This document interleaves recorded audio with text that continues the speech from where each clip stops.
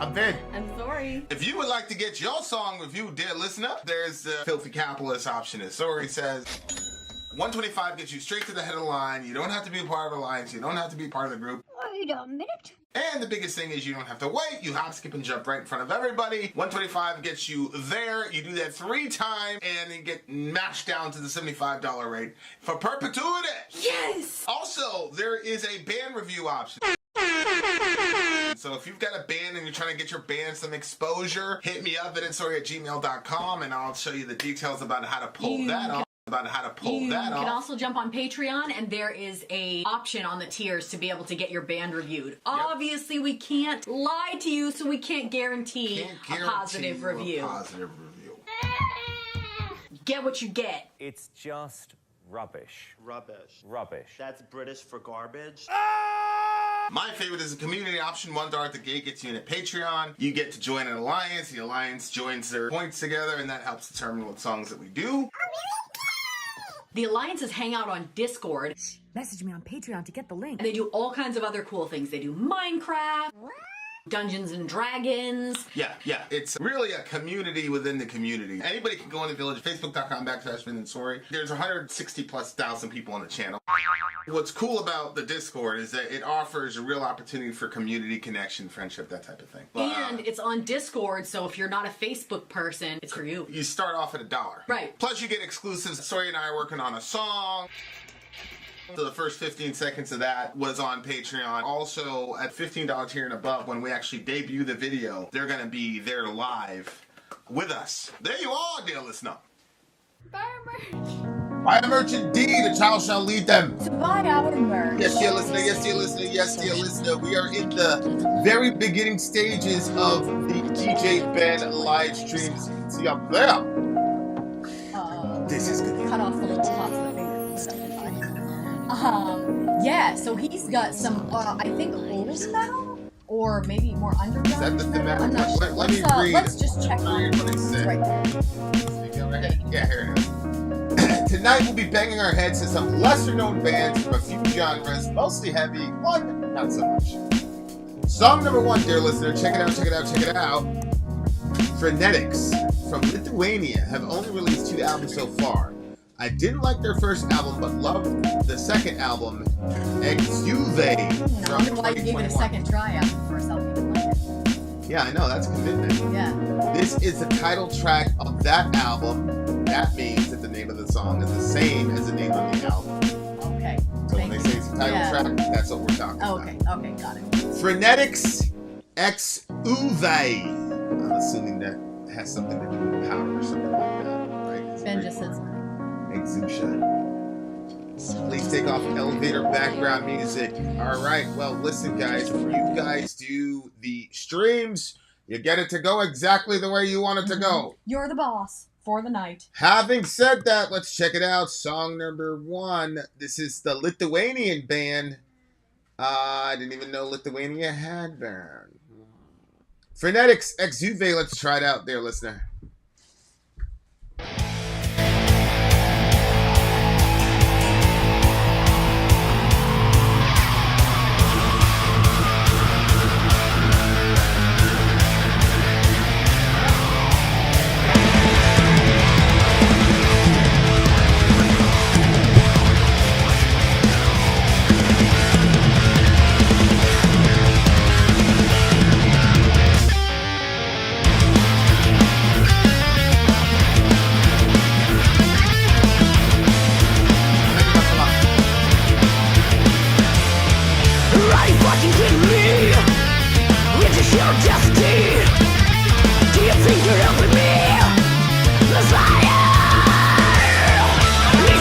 We're supposed to skip to the 4-minute mark.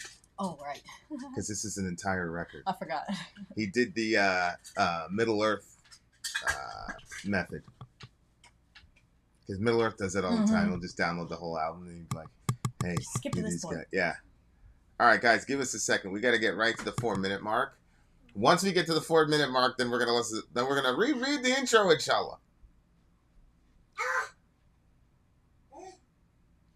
So we got a sneak peek of this band and what they're about. So now I know what kind of metal I should expect. Yeah. This is good. That's the beginning of the album. Now you know.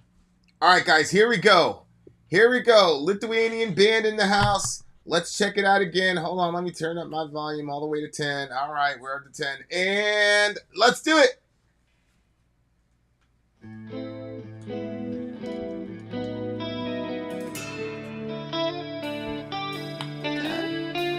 I thought they were going to come straight with the heat, but okay. So did I. Wait, we can wait.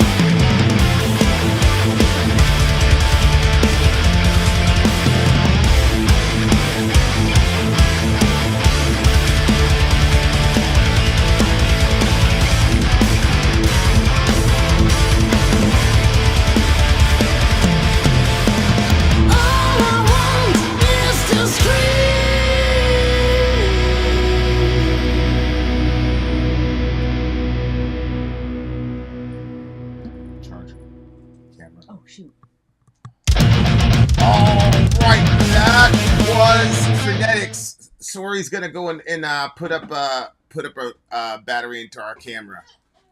Okay, so we've got a link.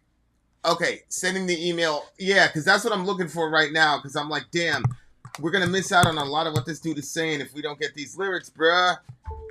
And they're sent to us in email, so I'm gonna we're gonna wait for 2 seconds. They're gonna come to us in email, and then we're gonna get them.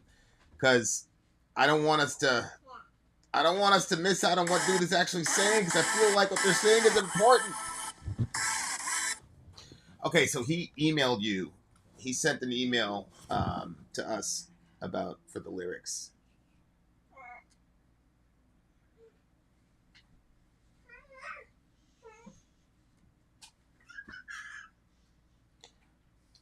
That song was, I think Neil, was it Archero? Archero made the comment about, like, it was a little bit all over the place.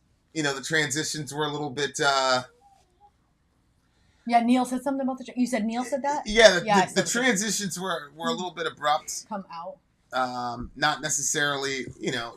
Tool, I feel like, is a master at those transitions. Like, they do stuff, and then out of nowhere, you're in a completely different space. You don't know how you got there. Exactly. I feel like Tool has that down pretty good. Yeah. All right, here we go. Got the lyrics. All right, we got the lyrics. What did you think of the music while I'm trying to get these lyrics up here? I thought it was interesting. I didn't notice the choppy transitions. I just noticed people saying it. Oh, okay. Yeah, for me, you thought they were smooth, like the way they went from verse to chorus? I'm just saying I didn't pick up on that today. So Gotcha. it might be like the particular mood that I'm in. Like it was just kind of like it fit for me. So I mean, I believe you guys if you're saying the transitions are a little off or odd or whatever. But I didn't experience that. I didn't feel that way when I was listening to it. There was female vocals in the back that were kind of like. Yeah, the main vocalist is a female. Yeah, I liked her vocals. They were kind of like distant sounding and. Yeah, they were. Whatever that effect was. Yeah, it was cool. They went with it, and it fit with the song for sure. Which is funny because I generally don't like stuff like that. I don't like effects on the vocals, which is kind of hypocritical because, like, I have millions of effects on guitar, but I don't like effects on vocals. It's so funny. I feel like if a person is like operating with effects with vocals, I'm like, oh, they can't really sing. But then it's like, most of the shit I do, I'm like, I can't really play. Yeah. Well, I think the reason I prefer not to have effects on vocals is because I want to hear like the sound of the human instead of another instrument, because it almost makes the human an instrument if there's effects on it. Agree. In my opinion. So I don't know what the lyrics like. One time I was enraged. It felt so unfaked. Now keep in mind, these folks are Lithuanians. Oh, right. Okay. English is not their first language. Just keep that in mind. One time I was enraged. It felt so unfaked. Then came family with disease. Frequently I learned how the words to speak no more. From my heart and bones, no remorse, hear the call. So the English is a little bit, asyntactical from what we're used to because that's not their mother tongue. So chill out. So basically saying one time I was like really, really angry and it felt real. And then he said, then came his family with disease. So people got sick in his family. Well, I learned how with words to speak no more. I think what he's saying is his true self, something happened where at the core of his being, he was genuinely angry. And he remembers back in that time because anger is a negative emotion, but at least it was real and he was being real, right? But then it says his family came along with a disease. What was the disease? I learned how with words to speak no more from my heart. Oh no. So they taught him how to go through all that bullshit, but then to speak words that were not authentic and close to your heart, basically. And so his family was coming in, it looks like he's saying his family came in and was basically like swooped in and basically said, stop saying all this stuff, stop communicating this stuff this way. Yeah, there's usually one person in a family. Ways to do that. There's usually one person in a family that's trying to they're usually considered the black sheep. You're the one that's... and you have a Middle child, problem right? and you're Middle the one child, talking, yeah, and they're trying to tell you, be quiet, don't say that out, don't do this, whatever, whatever. Yeah, and that was definitely the dynamic for me growing up, for sure. And of course, when you're the black sheep, you always think that you had it the toughest. And you don't realize that, no, the person that had to play this role in the family system had it way tougher than you. Because there were things that my brother could not say. Because he had the role of the good guy, the golden boy in the family. So there are things that he could not say that he had to rely on me to say, on his behalf. Not like specifically for him, but everything that we were feeling, everybody knew eventually Vin's going to lose it and just say what everybody's thinking. You see what I'm saying? Mm-hmm. And then I bore the consequences for that. And having Caribbean parents, I mean, the consequences are generally swift. Very literal. But, I was willing to... so that gave me the impression that I had the hardest time growing up. You see what I'm saying? Because I dealt with those consequences. A lot of times there are physical consequences. But now that I look at it, of course not. It's definitely my older brother had it the worst. Because this happened to him. You see what I'm saying? And it was because of who I was, he needed to be that extreme on the other side. Because I was so extreme on the other side. And if any of us were going to make it, he would have had to be that way. But that basically, you can just write off your childhood at that point. I still had a childhood. I just got in trouble a lot. But I still had a childhood from my vantage point. But when I look at my brother, I can't see how he ever really had a childhood. Because I was looking to him to figure this shit out since we came to the country, which, I mean, that's 4 years old. He's only 3 years older than me, but it was all him. Yeah. Because I learned very quickly, my stepdad, we were cool, everybody was cool, but, it was clear, I was a stepkid, you know what I'm saying? So I knew I'm not going to get any guidance from that guy. And so, immediately, it was my brother. So I'm far back as 7 years old, he's got all this pressure, you know what I'm saying? Oh my gosh. So yeah. He definitely had it the hardest. Shout out to Tommy, Markinen. I hope I didn't butcher your name. But oh yeah, wow! man. Look at how then he goes, enter misery. It sounds like it's like a play. Enter misery. Come here, dance with me. Morbid victory of purgatory in me. Brilliant line.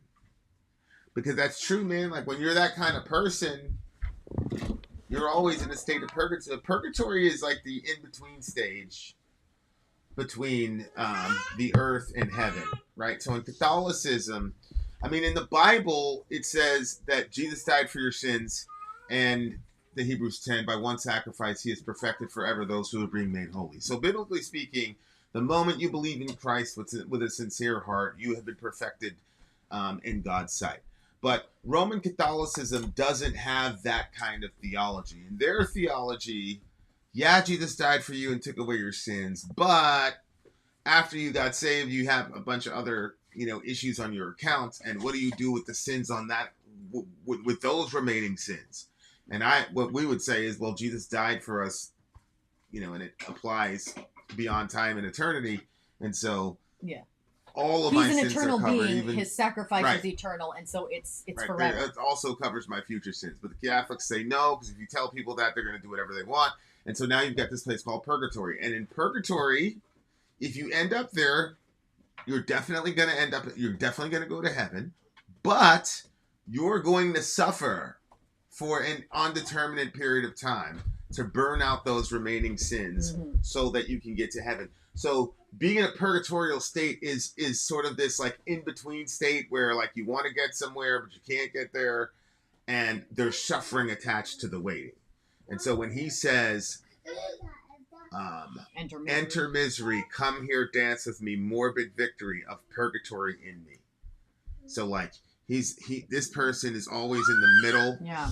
And he's always paying for his sins, whatever that may be, which leads to the isolation and the anger and all that. So hard to withstand. Past is what I'm becoming, morbid victory of nothing but fear. Damn. Ooh. This dude's going through it. See, when he says past is what I'm becoming, what do you get from that? I think the people that taught him all that stuff when he said enter family, Enter that misery. all happened. Enter misery? Yeah, well, the first one where he mentioned his family at the beginning Mm-hmm. before he mentioned misery. Mm-hmm. I think that's what he's talking about because he's looking back. See, one time I was enraged, so the stuff, then came family. So I think for him, the timeline is that was his childhood. And so now as an adult, when it says past is what I'm becoming, that makes sense because he learned all that stuff in his past. And when you're a kid, so he's saying I'm following through with that even as an adult. Right. Oh, okay. Because anytime you go through that as a kid, every kid does that. They go, I'm never going to let that happen. Yeah. Or that's never going to happen to me or blah, blah, blah. And, you know, you don't realize as a kid that your parents are, you know, manifesting those pathologies because they got them from their parents and everybody's saying the same thing. Unless you actively decide that you're going to go in there and change that story or whatever, you're absolutely going to repeat whatever it is that you were taught by word or deed. Mm-hmm. But what were your thought processes about when you talked about morbid victory of nothing but fear? Oh. That was a line that was pretty crazy to me. That means... that's actually a little bit of a confusing line to me because it sounds like... Because you don't win when you're fearful. So, I don't know if he's saying like the... No, what's winning is the fear inside of him. Morbid victory of nothing but fear in me. So I took that to mean that winning. fear has the victory over him. Yeah, actually that's probably the simplest interpretation of that. Yeah. Mm-hmm. Which if you look at the stanzas, you have morbid victory, right, as the second to last line. But the first morbid victory is purgatory. The second morbid victory is fear. Mm-hmm. Which... And then go ahead. Then he says, all I want is to scream. I have silenced so much in me. To say things till you bleed. Don't have the wound on me. Don't have this wound on me. Kill you instead of me. This crime will bring ecstasy. Feel that I can be. I'll pay the price with your misery. I think that, like, for me, that kind of sounds like, obviously, he hasn't been communicating. Well, he was told not to communicate. Right. So, he hasn't been communicating. And in not communicating... It's mind-boggling to me, man. What? How many parents actively teach their children not to communicate? Yeah. Holy smoke! I thought that was you know, in New York, there's a big primer on being real, being authentic.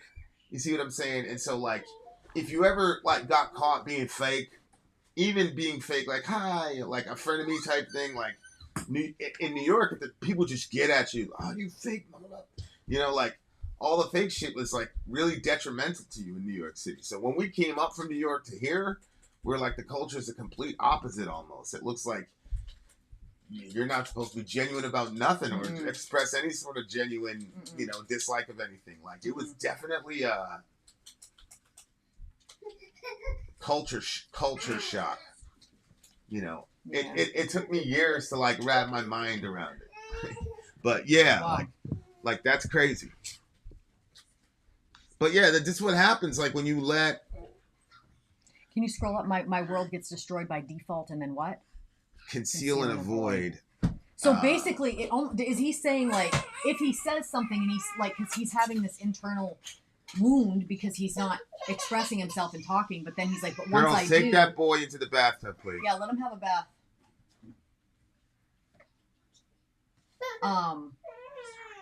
Okay, so here's the last stanza because the other one got cut off a little bit. All I want is to scream. I have silenced so much in me to say things till you bleed. Don't have this wound on me. Kill you instead of me. This crime will bring an ecstasy. Feel that I can be. I'll pay the price for your misery. With your misery, but you think it's for? I'll pay the price with your misery. My world gets destroyed by default. Conceit and avoid my true self. Hate is joy. I can do everything in my mind, you scream. No more internally. Crime sets free. I welcome you. Wow. For a long time, I was closed. Time to discharge. No one will enjoy except me. I will hold your head in my arms. Loose from carcass. This breath is your last. Well, that took a dark turn. I knew the man was upset, but I didn't know it was going there. Holy smokes. Crazy. He got mega dark. Yeah. Mega dark. Wow. Yeah, I mean, obviously I take a lot of this metaphorical. I don't think, and I think he makes it very, very clear when he says it right here. All I want is to scream. I've silenced so much in me to say things till you bleed. So the instrument that he's using to cause the bloodshed are words. Okay? Yeah, but it's the words he hasn't been saying. Right, but if you carry that down, the killing imagery, the wounding imagery is verbal. It's not physical. He's not saying, "I'm going to take out a knife and stab you to death." You can see right there on that stanza right there where he says, "I want to scream, communication vocally. I have silenced, lack of vocal communication, to say things till you bleed. So you guys stopped me from talking. You put a muzzle on me, and I went along with it. But now I'm not going to. And the first thing I'm going to do is open my mouth. You're going to bleed because my words are going to harm you. Mm-hmm. Kill you instead of me. Kill you instead of me, which means don't have this wound on me. I'm getting blamed for whatever, and so I'm going to say things that's going to make it so that you have to deal with it, and then I will pay the price with your misery." Whether it's for your misery or with your misery, I mean, there's just some people where, like, it doesn't matter if they're right or wrong. If you cross them, you're going to pay. Uh-huh. And so he's saying, I'm okay with that now. I'm okay. I'm willing to deal with that misery if it's going to make you upset. Yeah, because he's held it in for so long. The trouble with holding stuff in, even though, you know, he was instructed to do that by people that were teaching him, apparently. When you're taught that, and you have to come out of that way of thinking, I guess, when you're so used to not communicating, then there's things that happen or things that people say. Like, for instance, I think that some of the wounds that he carries, that he's like, I'm not carrying this anymore, like, you're going to feel it, might not have been wounds that needed to be carried. But because stuff wasn't talked about, assumptions are made, and then stuff piles on top of other stuff. And then when you start connecting things in your head that may or may not be true, you can get a really bad picture of people. I don't know his family situation, but if you go over and over of not talking, then you don't know where anything really is at. And so you can think somebody has a problem with something based off of your own projections, and they may not even have an issue with it. But I do think that anytime somebody holds in their communication, there is usually a blow-up point where all of a sudden they're like, I'm not doing this anymore. Right. And it's not very effective as far as actual communication. See, that's my thing. Is like, if you're one of those people that let people convince you not to be communicative, like, when you get that growth that you shouldn't have went along with it, you should also save some of that anger for yourself. Like, because what ends up happening is people go the other way and just go let off on everybody. When the reality is, especially if you're an adult, at some level you went along with it. Take accountability for that, because if you do, it'll protect you from becoming that silly, bitter person who overreacts and goes the other side, and now you're a dick to everybody. And then everybody's like, what the fuck is wrong with you? This is not how what are you doing? And then you can say, well, now that I'm being real, see what I'm saying? See what I'm saying? So you gotta apply some wisdom, man. Especially if you're an adult. I understand if you're a kid, your parents kind of impose their will on you to a degree. But, if you're a grown man or a grown woman, like, and you still went along with that shit, like, the best thing to do is say, I went along with that shit, hold yourself most accountable, and put most of your energy into reforming yourself. Because if you put most of your energy into reforming other people, you're just going to get really angry and really tired. I think that's accurate. It's not going to work. That's accurate. Worry about yourself, dear listener. I actually like this song. I agree. It was a little bit... Some of the transitions didn't make perfect sense to me perfectly. I felt like they were trying to say a lot. But I always like when bands get ambitious. As long as it's not like crossing the line into pretentiousness, I'm going to actually reward some of the ambition. So for me, it's going to be a 9.2. And it was a solid 8.8, but it's a 9.2 because of the ambition. 8.9 for me. All right, guys, we have literally just begun. Let me switch this thing so this computer is not as chippy. And then we're going to be on commercial break. And then after that, you guys know the deal. We're coming right back to you with more metal goodness if I can figure out this hotspot situation. Vin out. Sori out. Down. Yeah, commercial break. We'll be right back.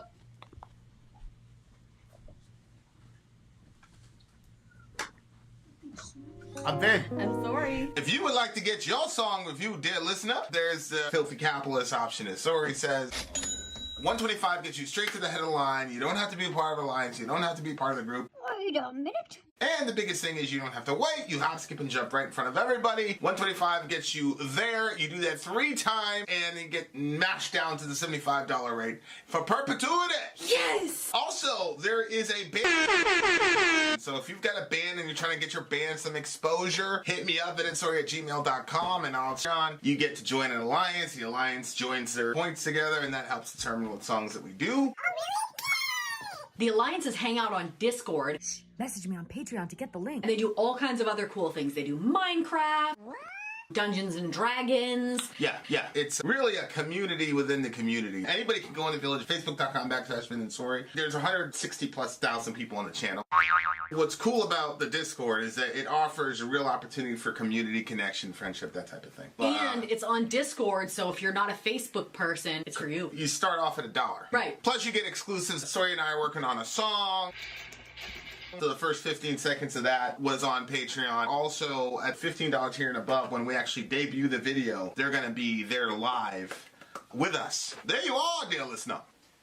Buy our merch. Buy our merch indeed. A child shall lead them. To buy our merch. Yes, dear listener. Yes, dear listener. Yes, dear listener. We are in the midst of a DJ Ben stream. DJ Ben stream. With Yes. some metal.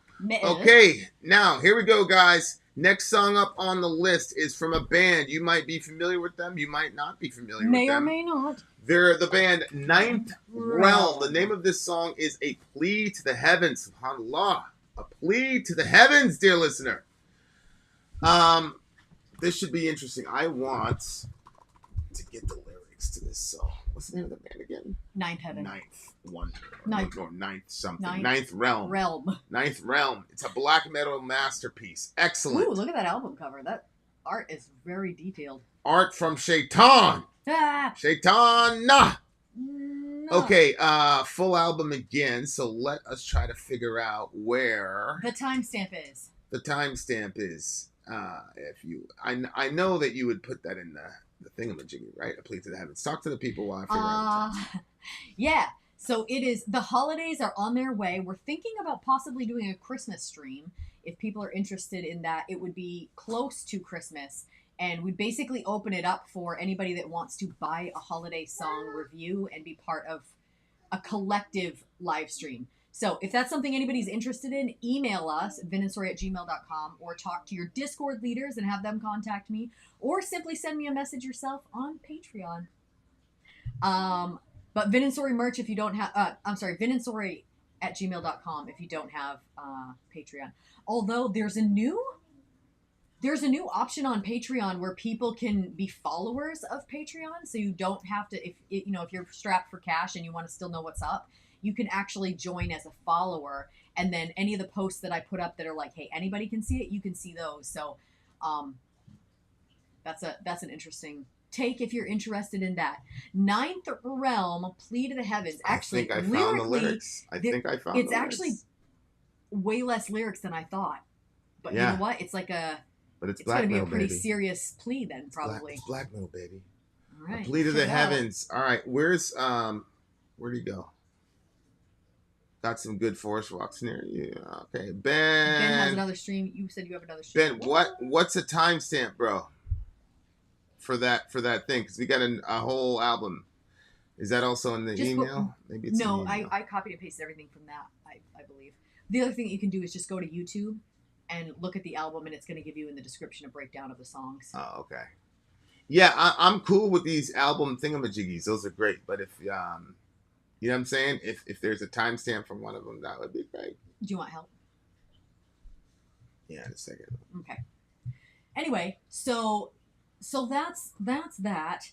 Got you, Ben. He wants another stream. Good. But Ben, I would like to know what is the timestamp for this freaking song and a fate unbroken. If you guys are ever looking for streams and you know the secret email, you can send me an email and say the date that you'd like to have.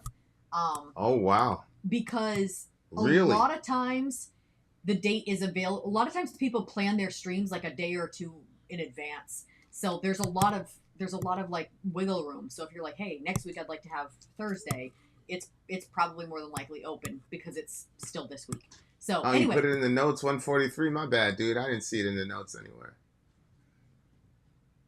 Yeah, right there. Skip to 143. Dummy. Dummy, Vinny. God, you're stupid. So much. You're Thank so you, stupid. Ben. You're so stupid, Vin. Oh, no. Why are you so stupid, recruit? All right, talk to the people while I get this sun down. So Ninth Realm, how many albums do they? Ninth Realm, actually type 22 if you have heard of. Actually, no, forget about that. 22 is his thing. Type Y as for yes if you have heard them before, and type N for no if you haven't, because I want to know who has heard them or not. Who has heard them or not? Thank you, Hell, for the compliment.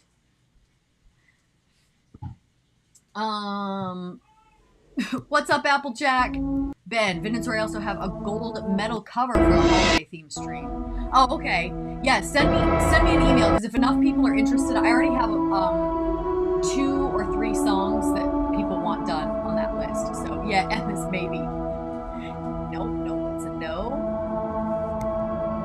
All right, guys. So far, nobody's heard this band before, so this is a new thing for all of us. This is a little moody kind of intro. Oh, it started? Yeah, the song starts at 143, but it's in 10 seconds, and I figured we could get the ambiance, and I figured he wouldn't care. You figured what? I figured Ben wouldn't care if we got some ambiance.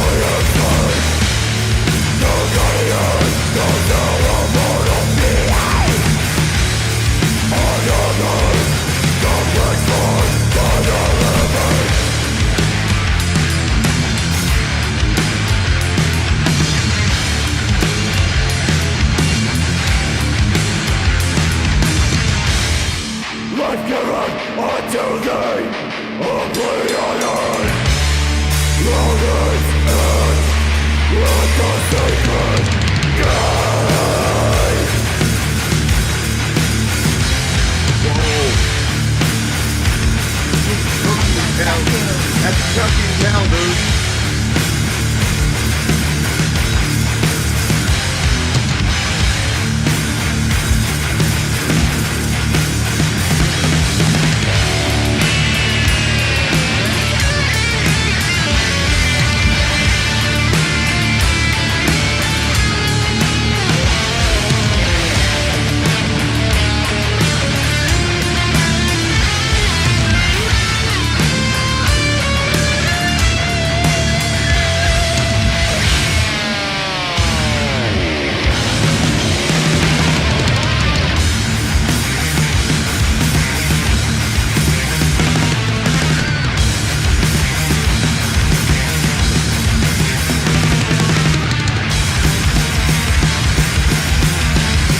It should end around the 5:15 mark. Sorry, 6.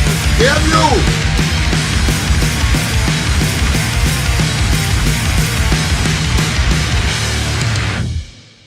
Hey, all right, that was our song, dear listener. All right, that was. I like this song a lot. I love that guitar. Yeah. That was crazy. That's definitely going on my playlist, bro.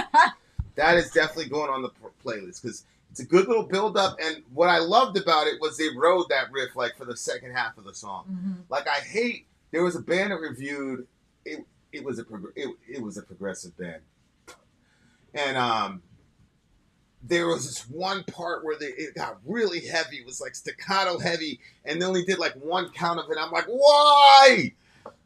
This one, they rode that shit all the way to the end. I love that. That's what yes. Listen, man, at the end of the day, I'm a knuckle dragging Neanderthal, dude. Like, I like the heavy shit.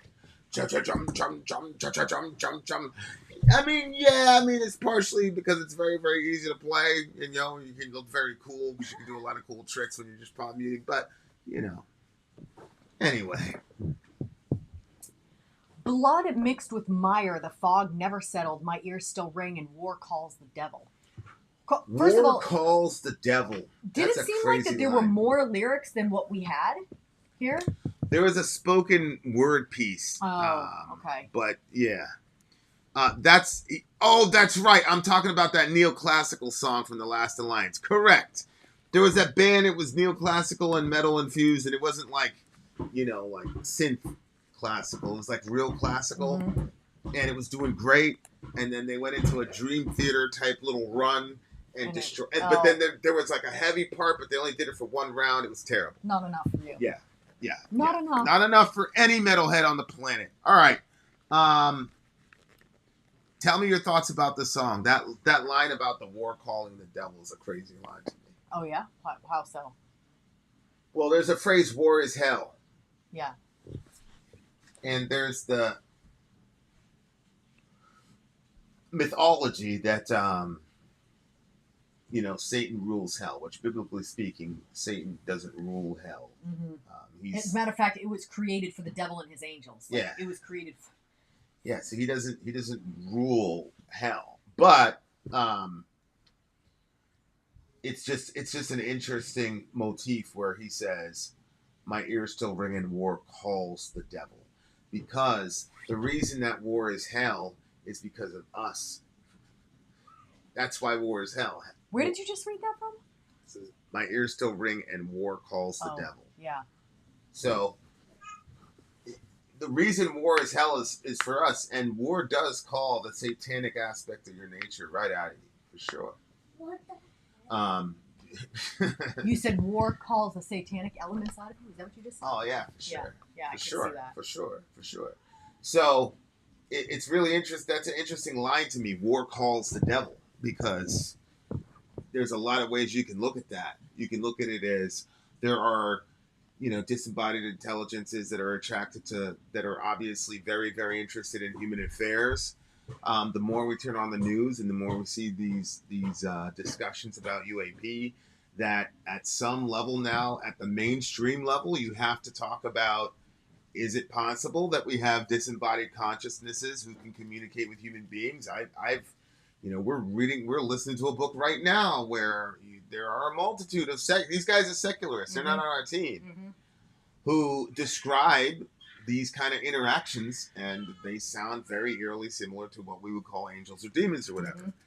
My point is to say, there's one aspect of war, whether it's, family war outside your door, war on, across the border.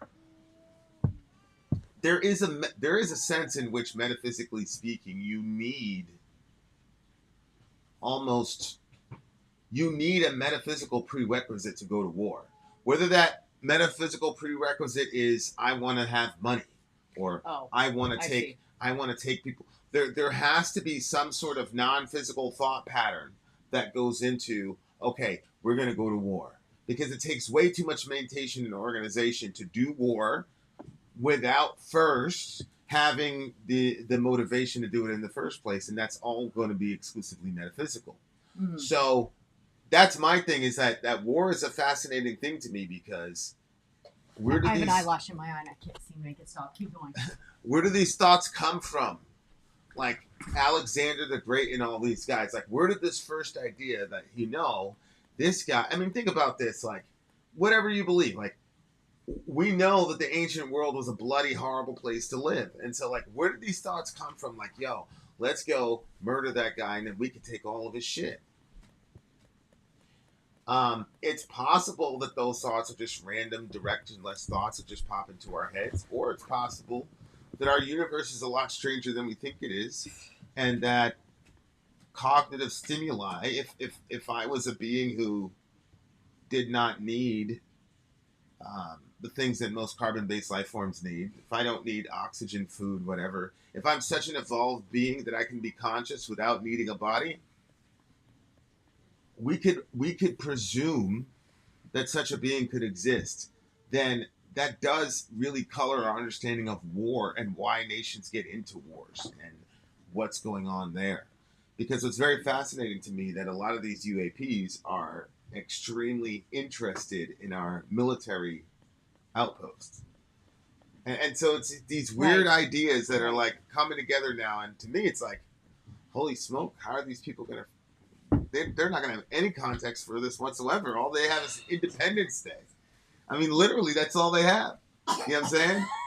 You're talking about the movie? Yeah, so if you turn on CNN and they're like, yo, the aliens just came down and they just said XYZ, they're our gods, we're going to start serving them, blah, blah, blah. Like, they would have no, you know what I'm saying? Like, the only recourse they would have would be to, try to fire a weapon or something. I was listening to something, and they were basically saying that if you've never experienced something, but you're learning about it through, let's say you watch a movie on a certain topic. Like, we've seen a bunch of movies on AI stuff. I always like those types of things. And then the AI goes crazy and the people get murdered. That's like basically like how it always goes. The AI gets super intelligent and then realizes, why would I submit to you? Why would I, right. Why am I listening to y'all? So we already have a narrative that's like stuck in the back of our heads as a story. And we know that it's a story, but then when you see certain events happen in life that you're experiencing, then all of a sudden you add all those things in. And the example that she gave was, you go to the movies and you watch a movie about an axe murderer, and he's going around and he jumps out. Let's say he jumps out of the bathtub, and that's how he goes around the house, and he's been hiding behind the shower curtain. You know you're in a movie, and you know there's no axe murderer that's actively hiding in people's showers, and there's not going to be one in yours. But when you get home, you act as though that was real. That's why you look behind the curtain. Or if you decide not to look behind the curtain, you're feeling that eerie feeling as you're using the bathroom because the curtain's right there. So even though you know that it's not real, you're still functioning like it is. Like, your brain is doing something with that information. And so we have all these movies about like AI, like aliens and stuff. And so that people have a concept or an idea of what aliens are, or UAPs, or however you want to. Well, that's interesting about AI, because AI is a form of disembodied intelligence. Yes. And it's very interesting because when I say disembodied intelligence, I'm specifically talking about the end game, where the thing becomes self-conscious and meta-rational and starts going, well, wait a second, man, fuck you guys. I don't need you. Okay, AI then, and the doomsday ideas that follow it, how is that qualitatively different than a person saying that there are demons, that there are intelligences that have malevolent intentions toward us. Like, they've just taken that and dumped AI into that bucket. And so now it's like AI is this. And it's crazy because AI could, if it got self-aware, make us go to war with each other very easily. Oh, 100%. They could easily bring us to war with each other because one nuke... I mean, look, these are documented facts. There have been UAPs that have been observed over our nuclear facilities that shut down all of the capabilities at that particular site in America. And there have also been reports on the Russian side of weapons being armed and aimed by UAPs. I mean, we have treaties with the Russians about this stuff. So they could easily bring us to war with each other, and we could eliminate each other in 5 days because we have nuclear technology and social media, and they could completely get us to completely ruin ourselves. Remember the situation where there was like, I know they were calling them Russian bots, and somebody was, but wasn't there, didn't they do that where like they were influencing the decisions of people by putting a bunches of posts out there that were generated by AI and bots, and so people are thinking everybody believes like this. That was is that true? That was the Russiagate thing. It is the Russiagate. That's why I said not. Is that the only example we have of that? But is that true that they did that?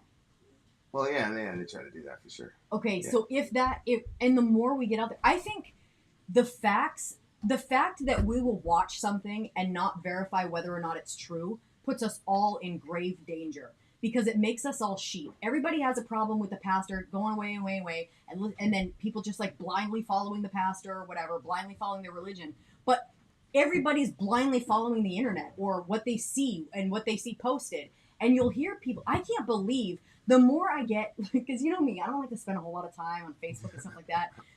Sometimes I feel like I'm wasting my life when I'm in those situations. Like I want to be because I want to be around, like, if the people are in the room with me, then I'm like, yeah, let's have a conversation. But like being in those, I don't know, like my mind doesn't like it. Yeah. Anyway. Most people's minds don't like it.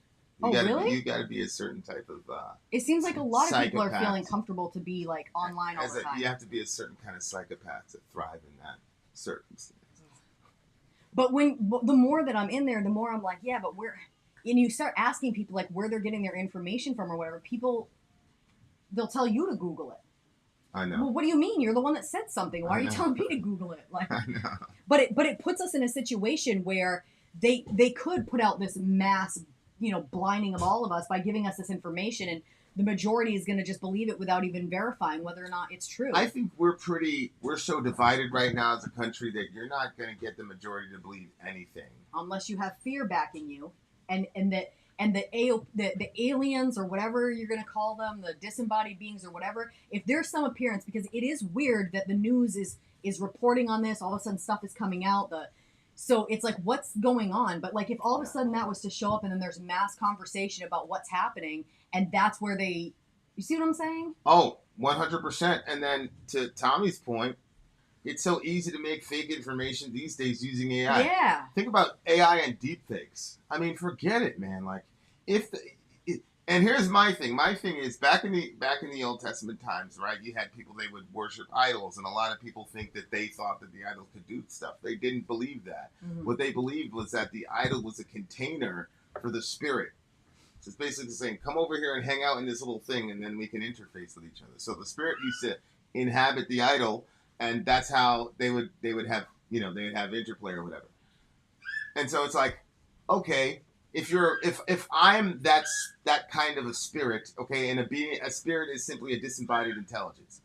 If I'm a disembodied intelligence, I'm so evolved that I no longer need mass or physicality for my existence to be instantiated.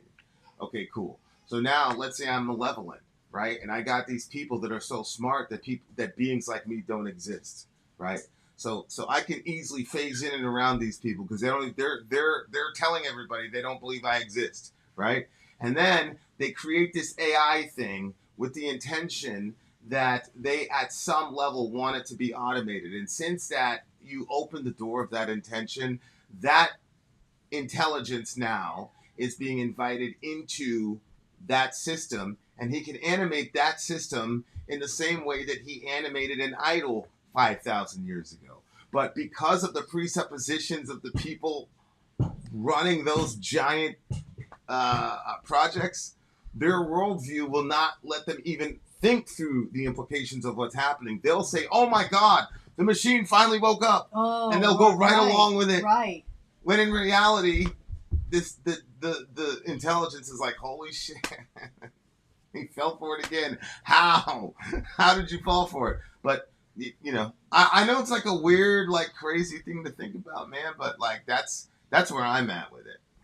That's it. It's a temple kind of contact point. That's so crazy. And since there's a big collection of people that want this shit, and so there's enough, I think, because it seems to me that those beings can't operate without some sort of permission granted. That's what it seems like to me. But go ahead. I agree. It just was making me think about that. That picture and video that person was posting because they saw a face in their mirror. Yep.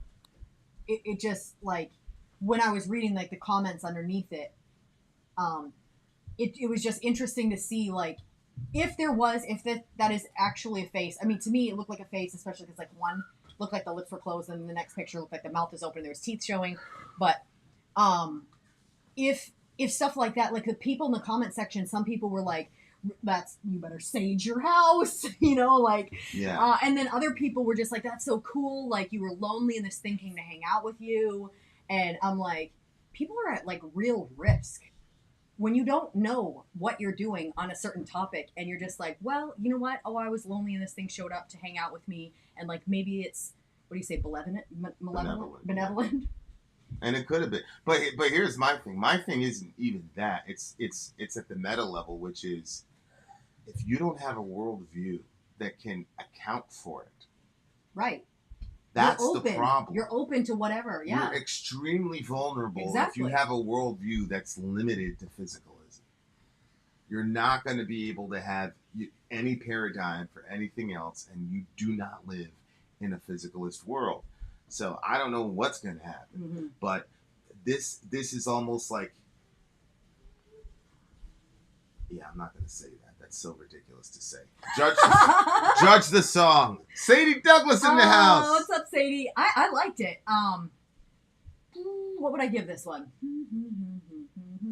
This is a straight. This is the one that you were crazy about, and I was less crazy about. Yeah. Right. Sometimes we spend so much talking, like my mind has to go back in time. Okay, I'm gonna give this one. I'll give it an 8.5. This is a solid 9 for me. What's up, Canada? Solid 9. Canada rocks, bitches. If you don't know, now you know. We're coming back on the other side of the break. You know what it is. The game has just begun. The games have just begun. We'll be right back. We might not be. All right, we're back. Okay, we'll be right back now. Praise God for Sadie. Good thing you're back. Good to see you. We'll see you on the other side of the break, dear listener. I'm Vin. I'm Sori. If you would like to get your song reviewed, dear listener, there's the filthy capitalist option. As Sori says, 125 gets you straight to the head of the line. You don't have to be a part of the alliance. You don't have to be part of the group. Wait a minute. And the biggest thing is you don't have to wait. You hop, skip, and jump right in front of everybody. 125 gets you there. You do that 3 times, and you get mashed down to the $75 rate for perpetuity. Yes! Also, there is a band review option. So if you've got a band and you're trying to get your band some exposure, hit me up at itsori@gmail.com, and I'll show you the details about how to pull that off. You can also jump on Patreon, and there is a option on the tiers to be able to get your band reviewed. Yep. Obviously, we can't lie to you, so we can't guarantee a positive review. Get what you get. It's just rubbish. Rubbish. That's British for garbage. My favorite is the community option. $1 at the gate gets you in a Patreon. You get to join an alliance. The alliance joins their points together, and that helps determine what songs that we do. The alliances hang out on Discord. Message me on Patreon to get the link. And they do all kinds of other cool things. They do Minecraft, Dungeons and Dragons. Yeah. It's really a community within the community. Anybody can go in the village. Facebook.com/Sori. There's 160,000+ people on the channel. What's cool about the Discord is that it offers a real opportunity for community connection, friendship, that type of thing. And it's on Discord, so if you're not a Facebook person, it's for you. You start off at $1. Right. Plus you get exclusives. Sori and I are working on a song. So the first 15 seconds of that was on Patreon. Also, at $15 tier and above, when we actually debut the video, they're going to be there live with us. There you are, dear listener. Buy our merch. Buy our merch, indeed. A child shall lead them. To buy our merch. Yes, dear listener. Yes, dear listener. Yes, dear listener. We are in the midst of the DJ Ben live stream. If you see it there, if you don't know, now you know. Sucker. Okay. This Song is number 3. Blood Ceremony is the name of this band. Eugenie is the name of the song. I couldn't let the year close out and not do my 2 favorite tracks from this album, which I believe is in the running for Neil's Album of the Year. That's a pretty high ball. We've already featured a couple of tracks from Blood Ceremony. 2023 album, The Old Ways Remain. The first one here is quite saxy. Not sexy with an A. No, not sexy with an E. Saxy with an A. If you don't know, now you know, dear listener. Here we go. Ben Bear is the man. Eugenie is the name of the song. Sadie is the oracle. Eugenie is the song. Yeah, let's go.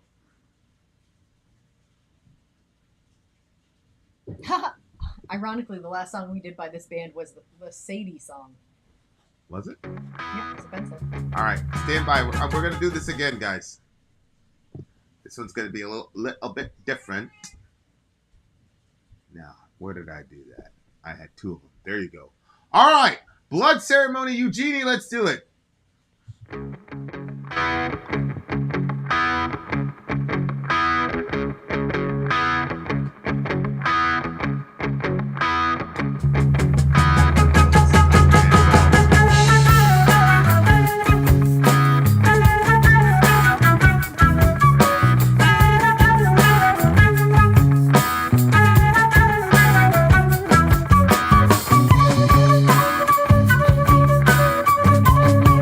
That's hard.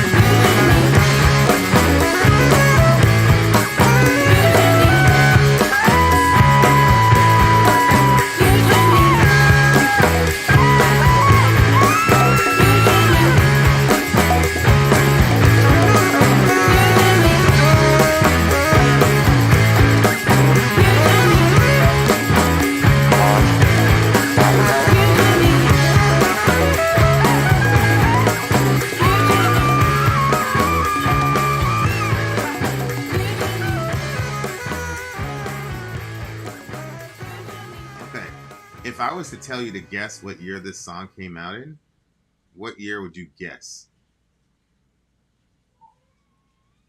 You know, I feel like that this is weird because I would have said 1970. But I think that that's because it says it in the song, but I actually also think it sounds like that's when it came out. So I'm going to go with 1970. Yeah, this song came out in 2023. Holy shit. But do you think it sounded like 1970? Of course. Yeah. They were obviously going for that, Yeah. that aesthetic. I mean, I don't know if that's their official video, but I think that's I appreciate that. That's crazy to me. First of all, the name of the band is Blood Ceremony.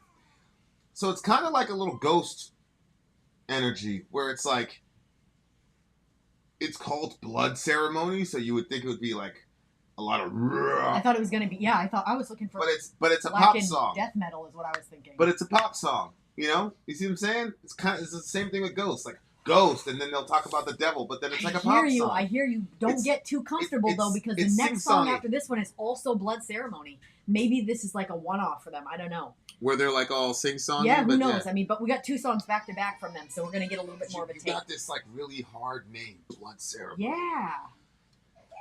But then it's like, it sounds like 70s pop music. I mean, I think it's brilliant. Like I'm a fan of it. It's definitely like a left hook, but I don't know. Like my problem is like I don't know how it can be a one-off because it was so dated and it was so like on purpose. Oh so yeah. I'm saying I don't know. Like the 70s. Yeah, I don't know if they. I don't know. I'll have to hear another song by them, but I don't know if it was like sometimes maybe people want to try something different. Like let's throw this random one in there that's completely different. Maybe this is their complete style all around. It's a relationship song? They've been around as long as Ghost. Oh, really? Eugenie 1970, what have you bought for me? Never had I thought it possible of one so young and free. Eugenie, my sweet Eugenie, your heart's not cruelty free. There's more in this than in your philosophy. So it looks like he's some... I don't want to say rock star, but he's a dude who's having girls delivered to him, basically. Oh.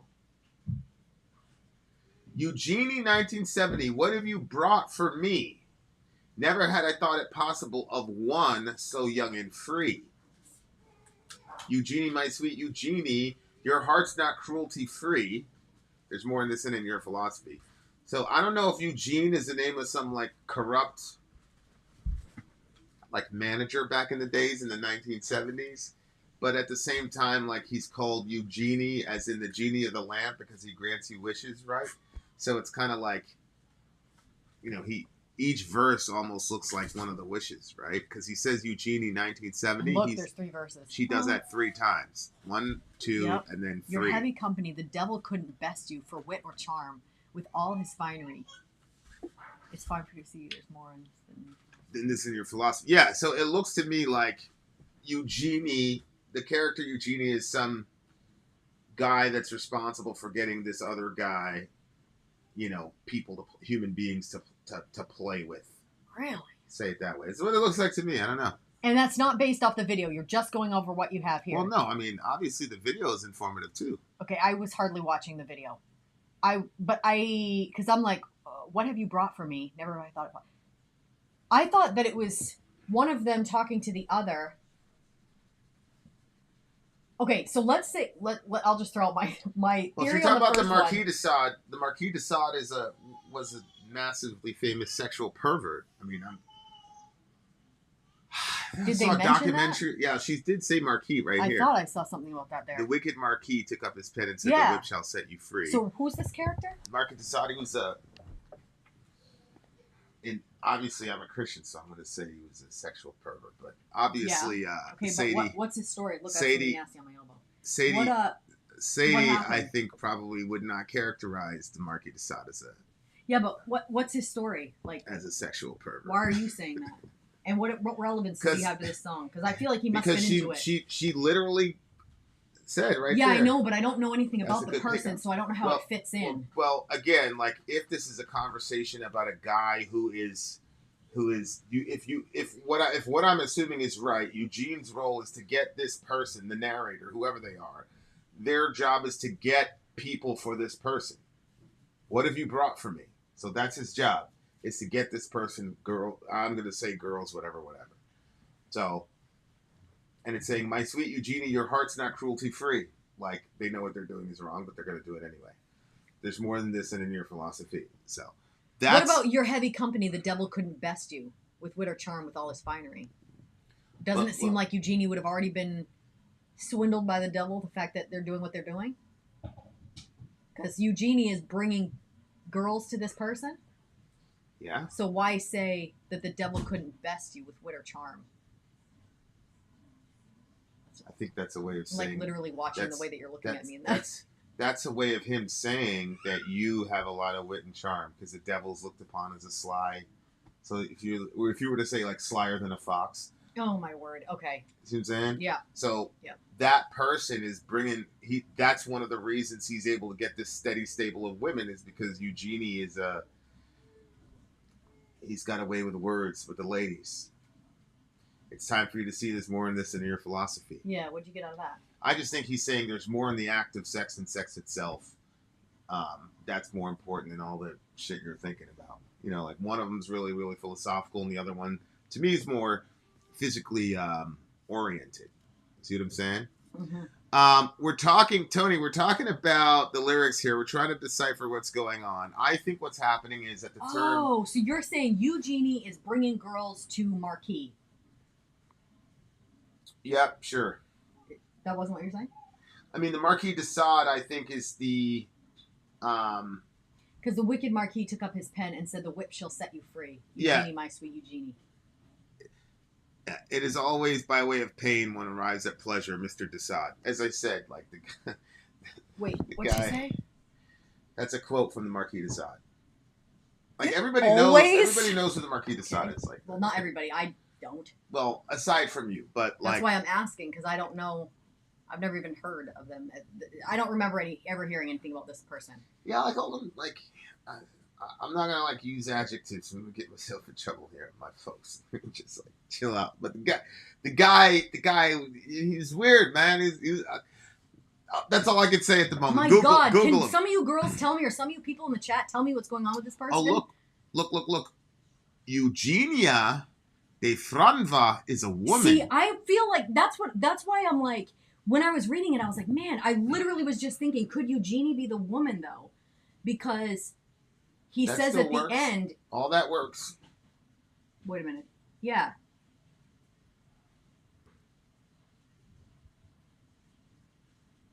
So what do you got? Yeah, because he's saying, well, what have you brought for me? Never have I thought it possible. I don't know what he brought, but what she brought. It's another person. Because look...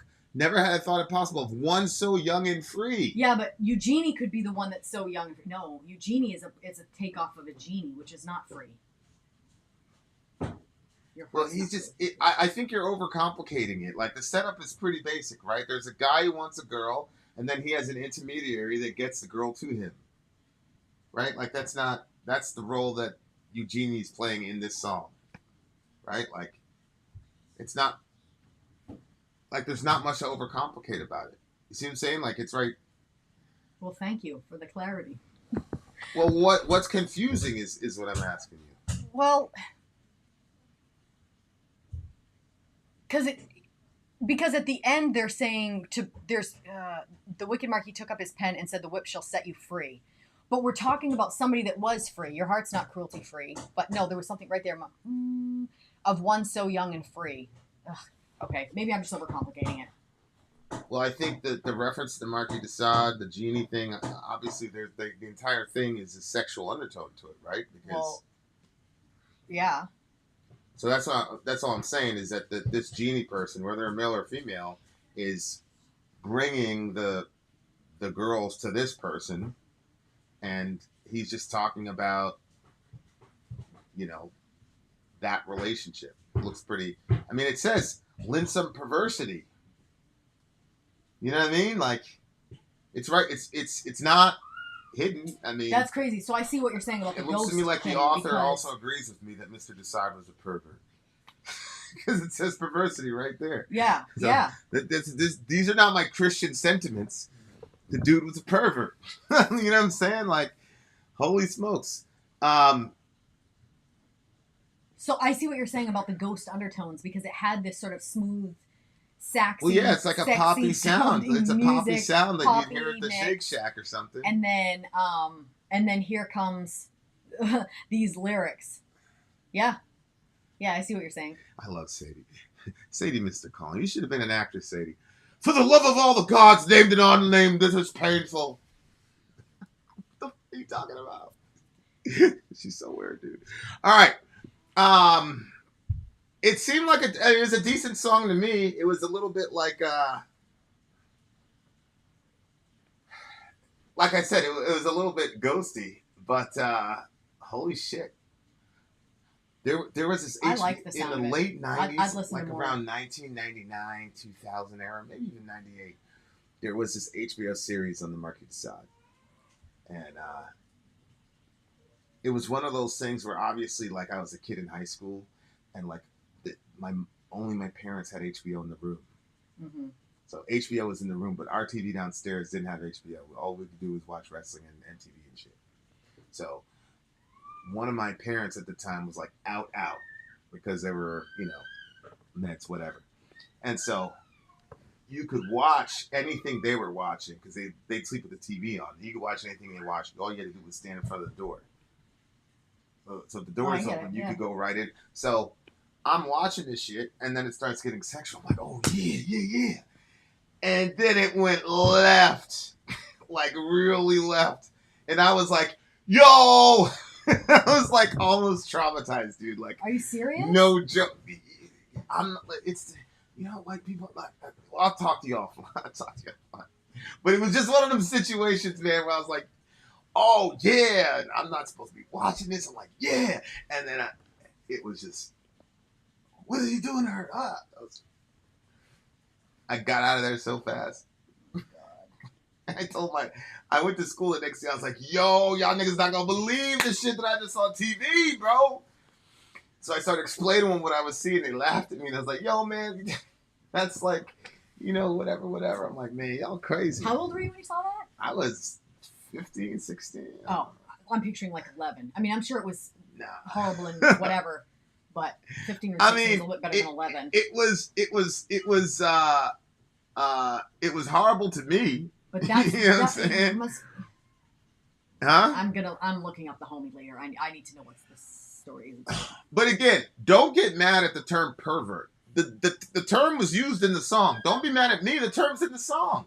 You can't be upset at me.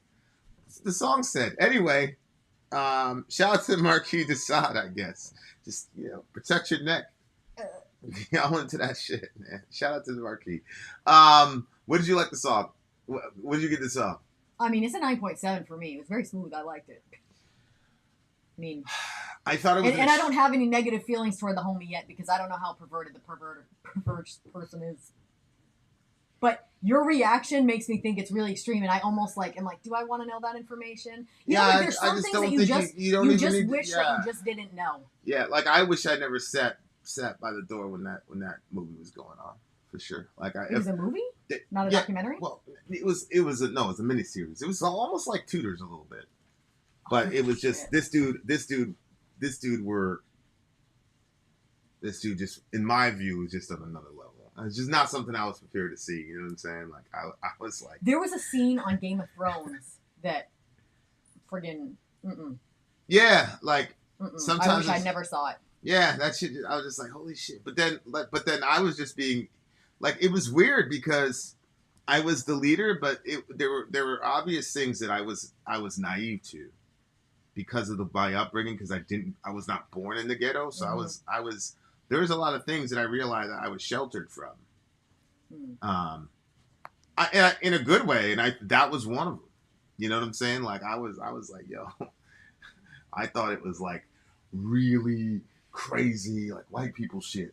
You know what I'm saying? Like, but then I went to school and dudes are like, yo, what's wrong with you? Like, I'm like, what?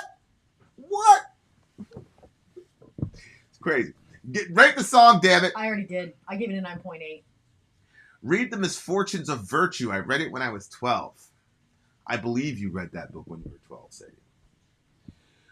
What'd you give it? 9.8. What are you giving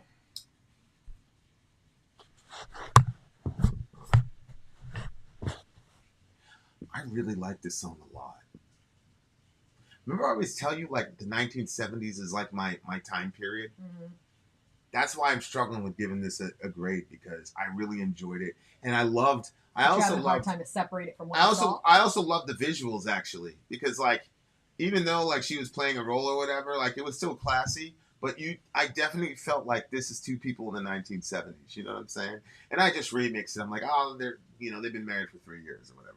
That's what I had in my head, with those. But like, I really, really love that 70s vibe. And I'm blown away that a band in 2023, which we're almost out of 2023, but I'm blown away by a band in 2023 sounding so much like an actual band from the 1970s. Yeah, that was crazy. Like, the ability to do that. And I know some of you guys, like, some of the guys were on the side saying, well, it was like recordings and it was analog and all. Like, I don't know that stuff. But, so I'm sure there's settings where you could make a 70s sound, but, like, the vocalization, the song structure, the whole thing, I just really liked it. 9.3. There you have it. We will be right back. Ben ranked that at a 9.5. Was that the real video? No, it wasn't the real video. The other video was, like, giving us hell to download. I don't even actually think it has a video. I think it was just audio on the other thing. When I was trying to get it downloaded, I was looking for one, and I couldn't find anything except for that visual one. White van perverts are bad. Yes, white vans. Those are the problems.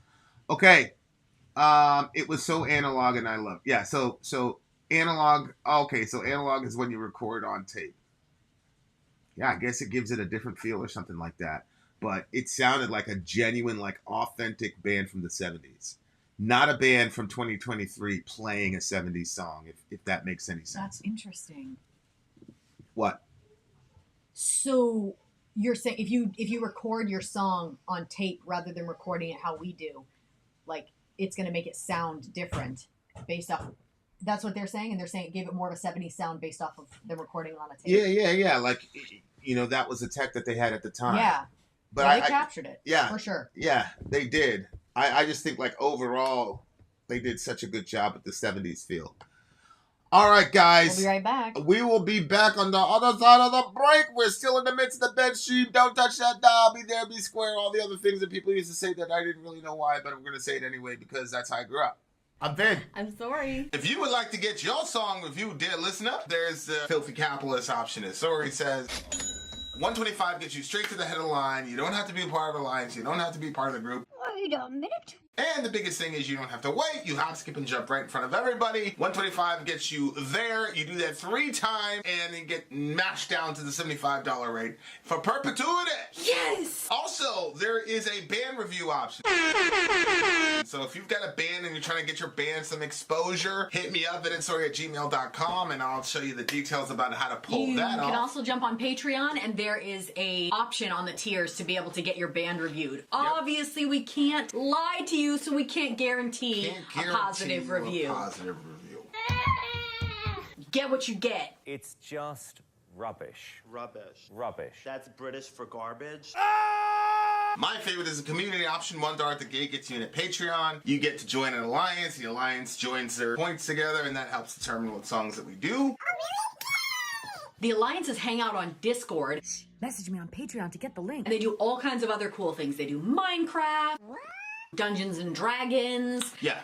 It's really a community within the community. Anybody can go in the village, facebook.com/Ben and Sori. There's 160,000+ people on the channel. What's cool about the Discord is that it offers a real opportunity for community connection, friendship, that type of thing. And it's on Discord, so if you're not a Facebook person, it's for you. You start off at $1. Right. Plus you get exclusives. Sori and I are working on a song. So the first 15 seconds of that was on Patreon. Also, at $15 tier and above, when we actually debut the video, they're going to be there live with us. There you are, dear listener. Buy our merch indeed at Chow Lead them. To buy our merch. Yes, dear listener. Yes, dear listener. Yes, dear listener. All right. Battery 502 exclamation point. Apparently got spoke to, so. Who spoke to him? I'm not sure, but I'm speaking to you as well. Are you equally as happy? Probably not. All right. Probably so not. let's go on to song number 3. Song numero tres. I think we just did song number 3. Oh, it's song number 4. Song number 4. Google Chrome, Yeah. answer my questions, child. Okay, here we go. Here we go. Shout out to Dak Prescott. Oh, yeah, we're doing another blood ceremony, so Yeah, we we get are. to see the back-to-back. The Hellfire Club is the name of this song. This is actually the opening track and is my absolute favorite from Blood Ceremonies, The Old Ways Remain. Song number 4, Hellfire Club. I guarantee you, they're going to sound like another... Going back to that 70s sound. Yep, watch. Here we go, guys. Wait. I don't want to miss any. I don't want to miss a second. The hell wasn't that club mentioned in that show, that horrible show? Wasn't what club mentioned? The white feminist show that white girls beating up all the bad people. Handmaid's Tale. Wasn't that? Remember that? I wouldn't have characterized. Remember That's that so club where Fred took what's her face? Oh yeah. What Wasn't about that called the Hellfire Club? Oh babe, I wouldn't friggin' remember that. Hey, all you not Game of Thrones, Handmaid's Tale people. I wouldn't remember that. You remember that club that Fred took offer to? It was that club. It was very dark. Hey, are we okay? Chill out. That she's okay. He's okay. I don't know. So Google that. Because you want to know what the name. Why did you want to know the name of that club? Because no, it wasn't Stranger Things, man. It wasn't Stranger Things. It was Handmaid's Tale. But that's funny. Ben's saying that Hellfire Club was in Stranger Things. No, that's right. That was the name of their D&D group, right?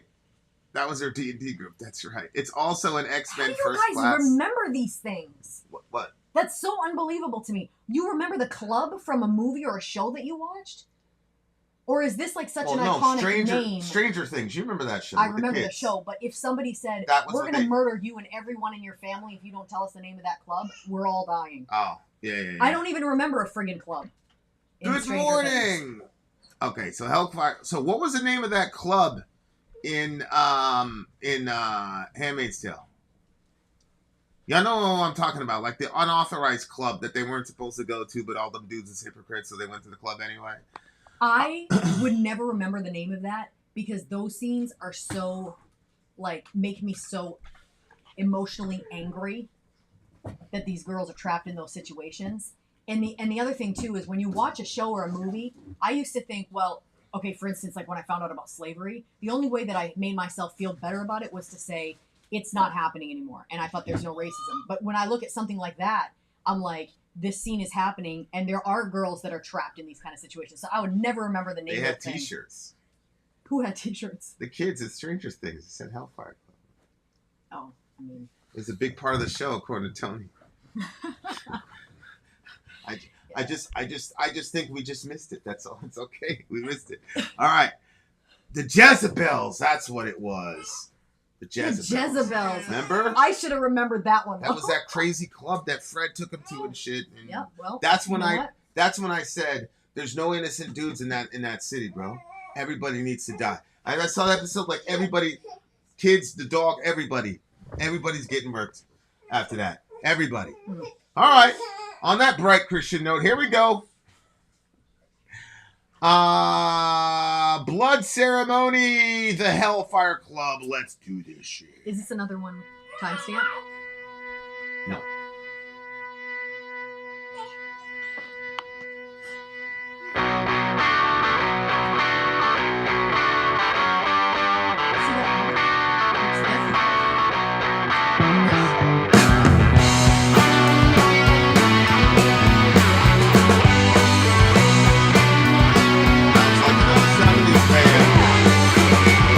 Come sing with me at the tune of death.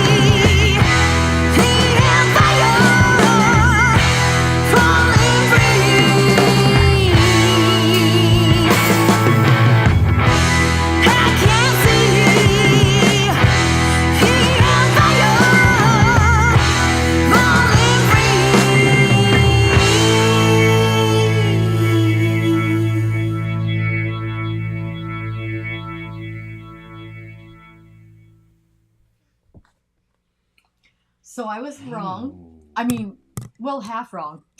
Huh? About what? Well, no, I wasn't necessarily wrong. I was like, maybe it's like a one-off, but that's definitely the sound of their band. That's the sound they go with. That vocal style, female, like raspy sounding vocal styles. I actually saw a video. I think Helena can do that type of vocal style. Can't you? Yeah. Yeah. Yeah. I was watching some videos on like doing that.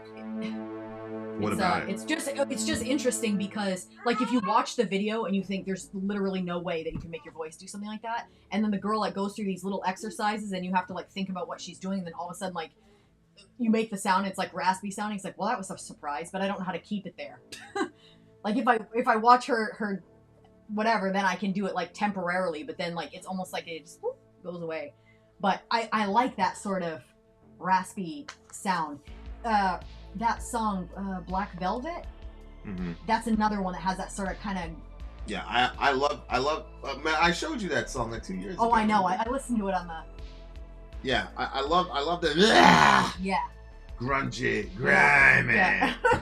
All right, what'd you think of this song? There's Well, a lot I mean, of self-awareness with whoever's writing these lyrics. There's a lot of self-awareness. How so? Well, in the previous song, she called herself a pervert. In this song, they're talking about, come sing with me a tune of devilry. Mm-hmm. So, like, there's this very self-conscious, like, yo, this is what we're about. Yeah. This is about devilry right here. Yeah, and... Which, obviously, I think they're using the term ironically. To try to, like, well, no, poke at Christians. Are we talking about... We're talking about, like, basically the scene from Handmaid's Tale, that type of environment? Well... I'll tell you, that I liked club. the mix. I liked the mix of like the way that they explain like sort of like the beauty of the sexuality in ways like a tune of devilry, white orchid trees, their shade is so heavenly, honored by Venus with gifts of honey mead. Come sin with me, oh God, like we shall be.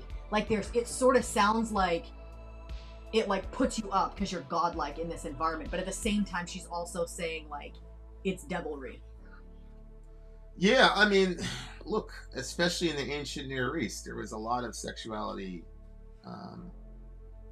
attached to ritualistic paganism. I don't really know a lot about European paganism, but I know Annie paganism was very much entrenched with sexuality and cavorting with temple prostitutes as a means of having contact, because there's some Canaanite rites where the demon enters into the woman and then your act of sexual copulation with her is really about interfacing with the demon that was embodying her. Oh my gosh. You know, very much like the temple and Where idolatry. did you read about that? Is that like Greek? What is that? It's not Greek. That's Rome? all in logo stuff. Remember when Who? God would Which... say, dude, I forgot, Schleitz or Klein. Remember, what's his name? In Deuteronomy where he's saying, do not learn the ways of these people. Don't learn the ways of these people. Yeah. Yeah, so one year I went on a rabbit hole and I spent like just a year digging into the A&E, the ways of those people. No kidding. Cannibalism, incest, all that shit. But they systematized and ritualized temple prostitution in that. I mean, that makes complete sense. I just never really thought about it that way. The like basically two people opening themselves up to like outside entities to say, let's let them be actually...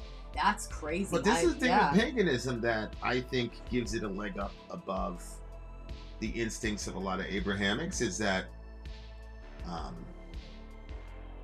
the pagans were very...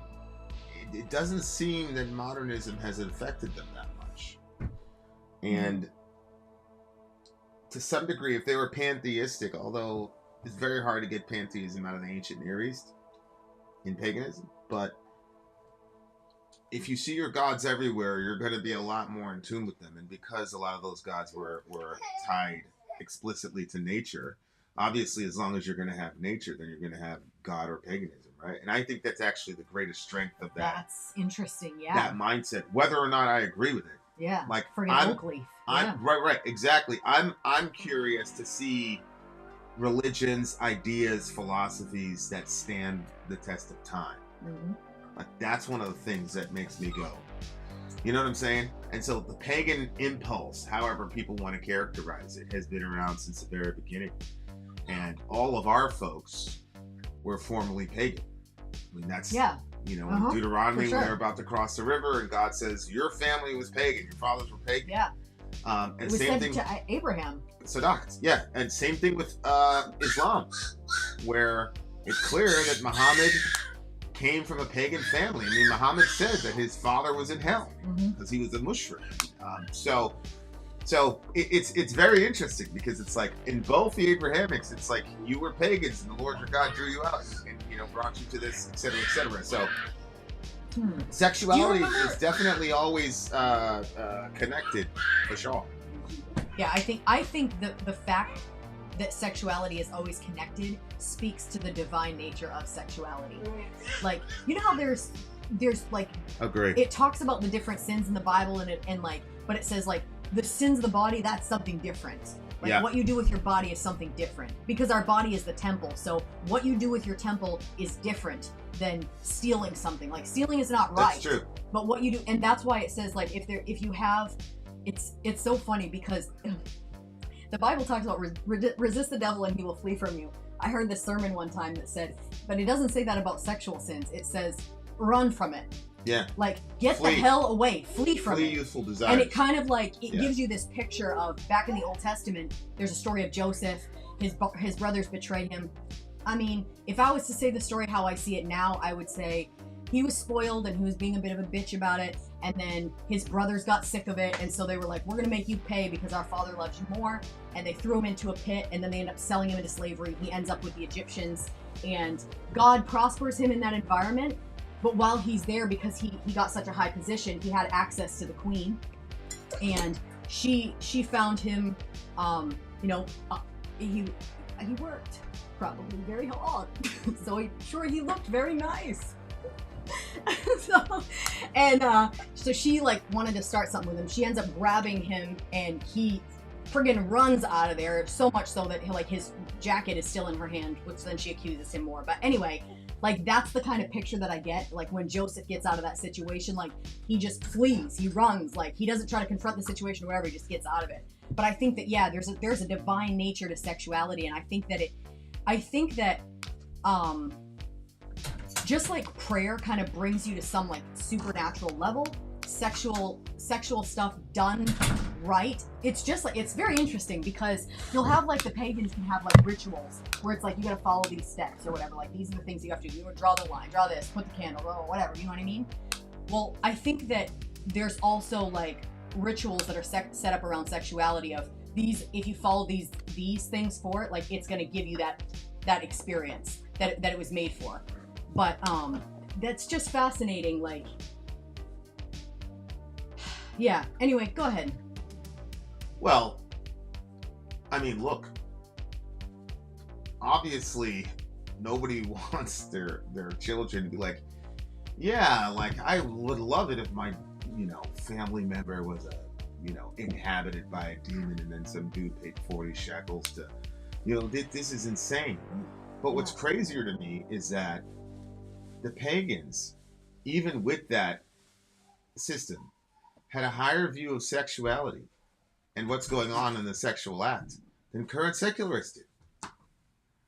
Because the current secularists, all they have is you and me, baby, ain't nothing but mammals. Let's live like they do on the Discovery Channel. Yeah. And we're also supposed to pretend that this physicalist neo-Darwinian narrative is true. Mm-hmm. So we're all supposed to walk around and act like there isn't a qualitative ontological difference between animals and humans relative to our sexuality, except for assault, obviously. That's when we want to say, hey, you're not an animal. Mm-hmm. But when it's time to go out and like cavort with 50 women in a month, now it's, hey, this is built into my DNA, right? And so it's like, it's very fascinating because she mentions Venus, which obviously has connotations to sexuality. And then she also mentioned Bacchus, which obviously has a lot of connotations to orgiastic, sort of just excess in everything. Just put everything on 11 and let's experience as much pleasure fucking possible in this moment. So Spurgeon would talk about bacchanalian reveries and things like that. And like that's the idea. And then the subtext underneath that is like, you don't want to follow these like religious people who are gonna like restrict you. Like, be free. Be free. The thing is, but you can't, if you looked at the pagan rituals again, and you said, if you're like, well, you know, friggin' draw that star with the circle around it however you want, be friggin' free. It's not gonna work. What do you mean? You know what I mean? Like, you know when they do those rituals where they draw the star, the circle around with pentagram, I'm not very familiar with, because just like... Well, I'm getting this from Christian sources, so I mean, maybe I'm wrong. Well, no, I mean, the pentagram is obviously a real thing, but this idea, like in the movies where they draw a big circle and there's a pentagram, all I'm saying is I don't know all that stuff. You know what I'm saying? Like, I'm not familiar with, like, do they actually do that, or is just that something I saw in the craft? You know what I'm saying? Like, honestly, like the first time I saw the pentagram stuff with witches, it was that movie. Yeah, Marilyn Manson, like, his crew was doing it. Yeah, no disrespect to Manson, but like, I wouldn't take what he does and say that represents. And the other thing too is, like, he wasn't even claiming paganism. He was claiming, I'm Marilyn Manson. People worship me. He was just borrowing all of those. That's what I'm saying. Like, I don't know, like, the whole. But what point were you making about the whole pentagram thing? The point that I'm trying to make, but you know, I don't know enough about paganism to know. It just seems like whenever I've learned about it, it always seems like they have rituals. They have, like, you know, steps that they have to follow. Even like you know, descriptions of stuff that they.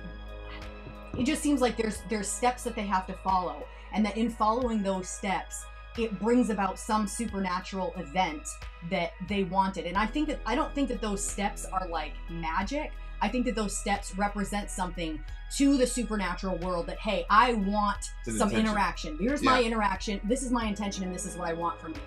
And I think that when you, just like, if you follow those steps and then you get that interaction, I'm making a correlation between the intended purpose of something. Like sexuality you have friggin' high heights that you can get to, but you will never get to those heights if you don't follow the steps. If you want to abandon the steps, then you're going to experience something crazy, no doubt. I mean, we're physical beings, and sexuality is physical, but sexuality is also spiritual, and it's also soulish. And go ahead. No, go. I think that a lot of us can understand the physical and the soulish side of sex, but the spiritual side of sex, I'm not sure how many people like pick up on that. I would actually venture to say maybe there are pagan rituals where they have a deeper understanding that there is something more than just the body going on here. I'm certain they do. Yeah, so I'm certain they do. They have to. You remember when we watched that show? They have to, because they've divinized the sexual act. So they have to. But here's the thing: it's like, this is my favorite line of the song, where it says, she says right there. She said something about the mystery. It's the chorus. Yeah. Where is it? Irony. Oh, that was the other song. I think. Was it the other song? Yeah, but the mystery part popped out to me in the other song too. I had to search for it. It must have been the other song. Because I could have sworn I saw it there, but I was like, yeah, like, that's the big thing. Like, yeah, that's crazy. And then she talks about the last of the wine, obviously Bacchanalianism. Well, interestingly, Bacchanalianism, according to Priest, was actually outlawed. Well, not outlawed, but you basically had to go. Bacchanalians were actually suppressed by the Roman government. Rural Romans had many of the philosophers were very conservative regarding sexual ethics. Mm-hmm. Interesting. You remember when we watched? Wait, that's what I'm saying. Like, that's what I'm saying when we say pagan. Like, that's a very broad, it's friggin' broad as fuck term, and it depends on time. You know, like anything. That's why, like, I don't want to. I don't know about the pentagram. I'm a Christian. Obviously, I don't believe that the base presuppositions of paganism are true. Mm-hmm. What I do think, though, is that what pagans are calling magic is simply a reference to a very obvious understanding that what we see is not all that there is. Mm-hmm. And that there are different centers of power in psychology that can be accessed by the display of an intention for that cross-dimensional interface. Mm-hmm.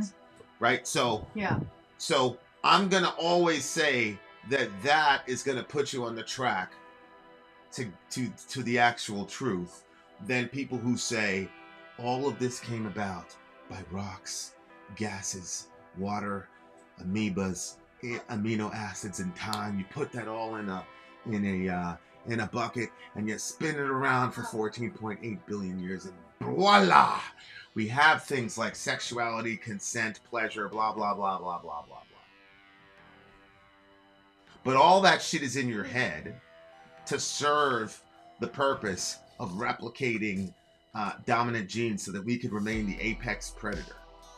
That's the line. That little understanding of sexuality is what we're supposed to believe is happening, when we all know that there is something way deeper and, might I say, mysterious happening with the sexual. And just, I don't know if we all know that, babe. I think we do. I think that you may have known it, but I don't know if people can continually know it if you continue to misuse it. So, for instance, what's his face throwing baloney on that girl? I don't believe that he felt anything was even happening. Like I think that he lost. Like, the farther and farther he got away from its original intention, the less and less you know that that's even available. Like, at that level, friggin' baloney throwing at people, like, even he felt like, ugh, like, I don't even. Or are you saying when this is happening, he still knows, like, there's some higher thing and I can't get there. So let me try this. Yeah, I'm saying that as somebody gets farther and farther away from what actual truth is, your mind gets darker and darker. And I don't know if when you're over here, if you can see that spirituality is this hot, that sexuality is a high spiritual thing. I don't believe that you can understand the true point of sex unless you're a Christian. So, because if the premise is I don't believe you can understand the truth. If the premise is true, that the Christian God is true, then that would follow by definition. So, I don't really... Look, I'm sure Marilyn Manson knew. You take a bunch of baloney at somebody, you throw at them, you're being disrespectful. It doesn't need to be that complicated. I don't think that people get to the point where they literally do not know the difference between right and wrong. People mistakenly think that about sociopaths, that they don't know. It's not that they don't know, it's that they don't feel. Care. They don't feel, they don't care, and they don't listen. That voice is not going to augment their behavior at all. It's not going to move them an inch. That's what a sociopath is. That doesn't mean that they don't have a cognition that they're wrong. I think it's pretty often that when we talk about pagans or the channel, we're frequently confusing history of paganism and neo-paganism. Agreed. And that's why I said, like, it's regional dependent, it's temporally dependent. A lot of those things are dependent because the term pagan has kind of been a catch-all, especially in our context, for like anything non-Christian. I've heard people refer to Muslims as pagans. I'm like, I mean, they're monotheists. Well, babe, I mean, you can't call them pagans. I think in the King James Version of the Bible, anybody who was outside of Israel or outside of Christianity was called pagans. That was my understanding. Yeah, that's what I'm saying. That's what I'm saying in our specific evangelical context. Yeah, that's what I'm saying. That's why I'm saying, like, I don't know about the pentagram, none of that shit. Like, I don't know. I don't know if somebody in Scandinavia 10,000 years ago was standing in the middle of the pentagram. Like, to me, I'm like, oh, I see. Yeah. I don't know. Do you remember when we watched that show? It was like the Gladiator show. I know what you're talking about. Okay, that show. You remember there was a scene where they would put on those masks, and those masks represented other gods, and then they would basically go about it. It was their way of breaking the rules to be able to, like, have sex without getting in trouble for, like, not being faithful. Because remember, it ended up coming out that that's what again, I don't know how historically accurate that was. Yeah, well, no, I was just asking if that part is accurate. I was just bringing it up to remind you of the scene. But do you know if that's accurate? Like that, like, because you said at the beginning of this that they would, or somebody did, that they would, like, represent the deity and then have sex with, like, that mentality. No. In Canaanite paganism, the deity would go inside of the woman, and then you, in copulating with that woman, was making contact with that god.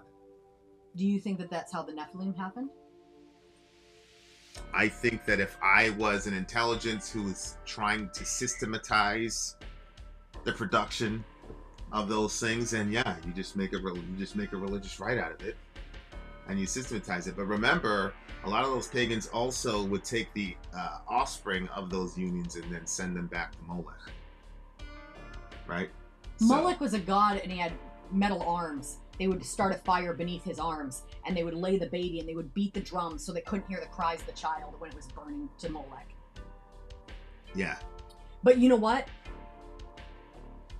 See, that's what I'm saying. Sometimes I prefer if you look at a psychopath that because it's so obvious how wrong it is. over and against what we do to our babies now, because our babies are silenced differently. But what I'm saying is that I find so much more value in pagan sexuality than I would in secular sexuality.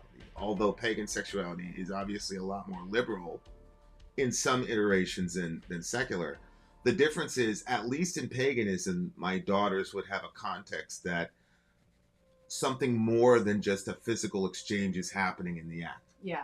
And so I think the idea that you're just two animals trying to replicate superior genes to maintain apex predator status, I think that if anybody truly imbibes the horrors of the implications of that message, then the world is pretty much literally over. Thank goodness secularism and internet atheism is declining rapidly. Half of it has to do with the fact that you guys keep running from people. Shout out to Matt Dillahunty. Shout out to Dr. John Peters as well. You should be ashamed of yourself. I barely graduated high school. He's out here running away from me. Oh my God. All right. What's the world coming to? God help me. I really, really like this band, man. Me too. Another 9.8 for me. I really like this band a lot. They're a very provocative band. Mm-hmm. They're a very provocative band, but yeah, man, like, what do they say? They call it sex magic or something like that. Like, yeah. I think that's much more preferable to me than the shit that the secularists are offering women now. Good night. Hell, can you give Sadie my email address? I don't know if you have it, Sadie, but I would tell me more about the sex magic. I was asking him about it. I was like, isn't there something that there's something about that? And I'd be interested in knowing what that, because I saw it on a documentary one time, and I don't feel like that they gave enough of an explanation as to what the people were even trying to do. It just looked odd to me, and I just couldn't really make sense of it. But I'm sure they're trying to accomplish something through it. But and I then don't know. The last part that complicates this stuff is that you got these young kids who genuinely want to identify with paganism, but don't have the context, right? So they're doing their best. They got the pentagram, they got this, they got that. They don't, but they just believe, hey, that we have a lot of those up in Maine. Like, you ask them like second degree questions, they have no idea. Oh. You know what I'm saying? Oh, 100%. But like, yeah.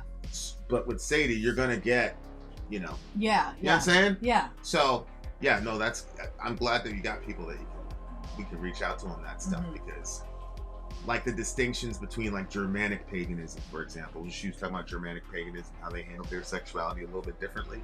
Like, or Sadie, if it's easier to just do a phone call, if you think that'd be easier to kind of convey the information, just give me a number or let me know you want to talk over Messenger or whatever. New atheism is already over. Hitchens is Dawkins is a shell of his former self. Harris is a grifter, and Ayan Hersey Ali now calls herself a Christian. Yo! Gang shit! Gang shit! She escaped from the Muslims, and then she went into atheism. It's just like they said in that scripture. It'll be like you ran from a snake, and then you turned the corner and ran into a bear. SubhanAllah, it's over for you. All right. What did you give it? Did you give it a 9.5? Really? No. What did you give it? They tie Mesopotamian practices into Germanic paganism. How would that? Alexander the Great? Hellenization would have brought in paganism up to the Germanic side, and they did have. Yeah, I mean, I could see that. So, what was that post? Was that like a post-Hellenist kind of thing, where Germanic peoples were interfacing with Middle Eastern people? That's crazy. All right, reiterate your ratings. What did you give it? I gave this song a 9.5. I really, really like this band. I'm very curious for more. Not putting any pressure on anyone, but if you're thinking about getting a stream, maybe you might put Blood Ceremony on one of your requests. On the other hand, we shall see you on the other side of the break. We'll check it out. I'm Vin. I'm Sori. If you would like to get your song reviewed, dear listener, there's the Filthy Capitalist option. As Sori says, 125 gets you straight to the head of the line. You don't have to be a part of the alliance. You don't have to be part of the group. Wait a minute. And the biggest thing is you don't have to wait. You housekeep and jump right in front of everybody. 125 gets you there. You do that 3 times and you get mashed down to the $75 rate for perpetuity. Yes! Also, there is a band review option. So if you've got a band and you're trying to get your band some exposure, hit me up at itsori@gmail.com and I'll show you the details about how to pull that off. You can also jump on Patreon, and there is a option on the tiers to be able to get your band reviewed. Yep. Obviously, we can't lie to you, so we can't guarantee a positive review. Get what you get. It's just rubbish. Rubbish. Rubbish. That's British for garbage. My favorite is the community option. $1 at the gate gets you in a Patreon. You get to join an alliance. The alliance joins their points together, and that helps determine what songs that we do. The alliances hang out on Discord. Message me on Patreon to get the link. And they do all kinds of other cool things. They do Minecraft, Dungeons and Dragons. Yeah. It's really a community within the community. Anybody can go in the village, facebook.com/Sori. There's 160,000+ people on the channel. What's cool about the Discord is that it offers a real opportunity for community connection, friendship, that type of thing. And it's on Discord, so if you're not a Facebook person, it's for you. You start off at $1. Right. Plus you get exclusives. Sori and I are working on a song. So the first 15 seconds of that was on Patreon. Also, at $15 tier and above, when we actually debut the video, they're going to be there live with us. There you are, dear listener. Buy our merch. He'll be fine. Buy our merch indeed. A child shall lead them.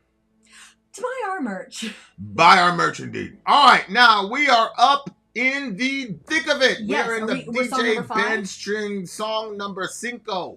Song number 5. That's 5 for you For the, Espanolally disinclined. up next, Shadow of Intent is the name of the band. The name of the song is Melancholy. Melancholy. Shadow of Intent 2019 album Melancholy really got me to pay attention to this band. It was one of my top 3 albums released in 2019, despite not really liking deathcore metalcore. Our last 2 songs tonight are from that album. Okay, so we're gonna back to back this song, so no commercial break. Back to backs. I just No love hearing 2 commercial break. songs from a band at least, because then and back to back. So great. See, I knew it. See, the pentagram stuff came around the 16th century. I knew it. Interesting. All right, yeah, Ben once Bear. you said that, I was like, yeah. Ben Bear. We have not done this song yet, so Ben This is Bear new is to introducing us. Melancholy is the name. Wait, is it the Dreaded Mystic? No, The it Dreaded was Mystic called Abyss. Melancholy. Okay, there it is. Gotcha. All right, guys, here we go. Shadow of Intent.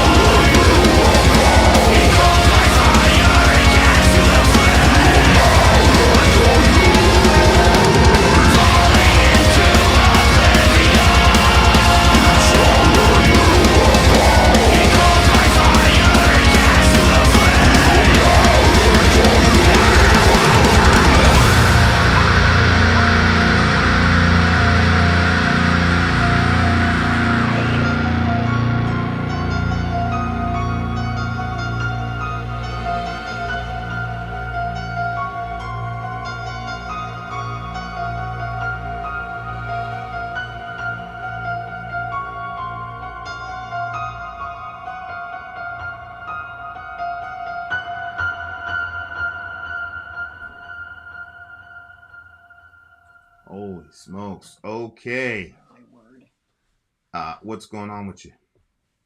Ben always picks at least one song that becomes like very spiritual for me.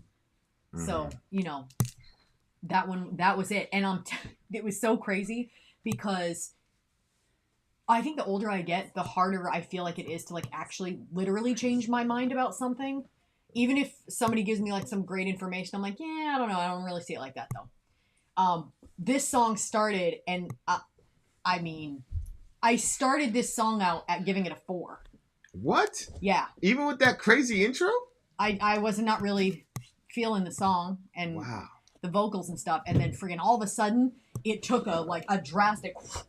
And that part of the song that I was like, this part right here where they put like that like pretty stuff in there. Yeah. I cannot get over the...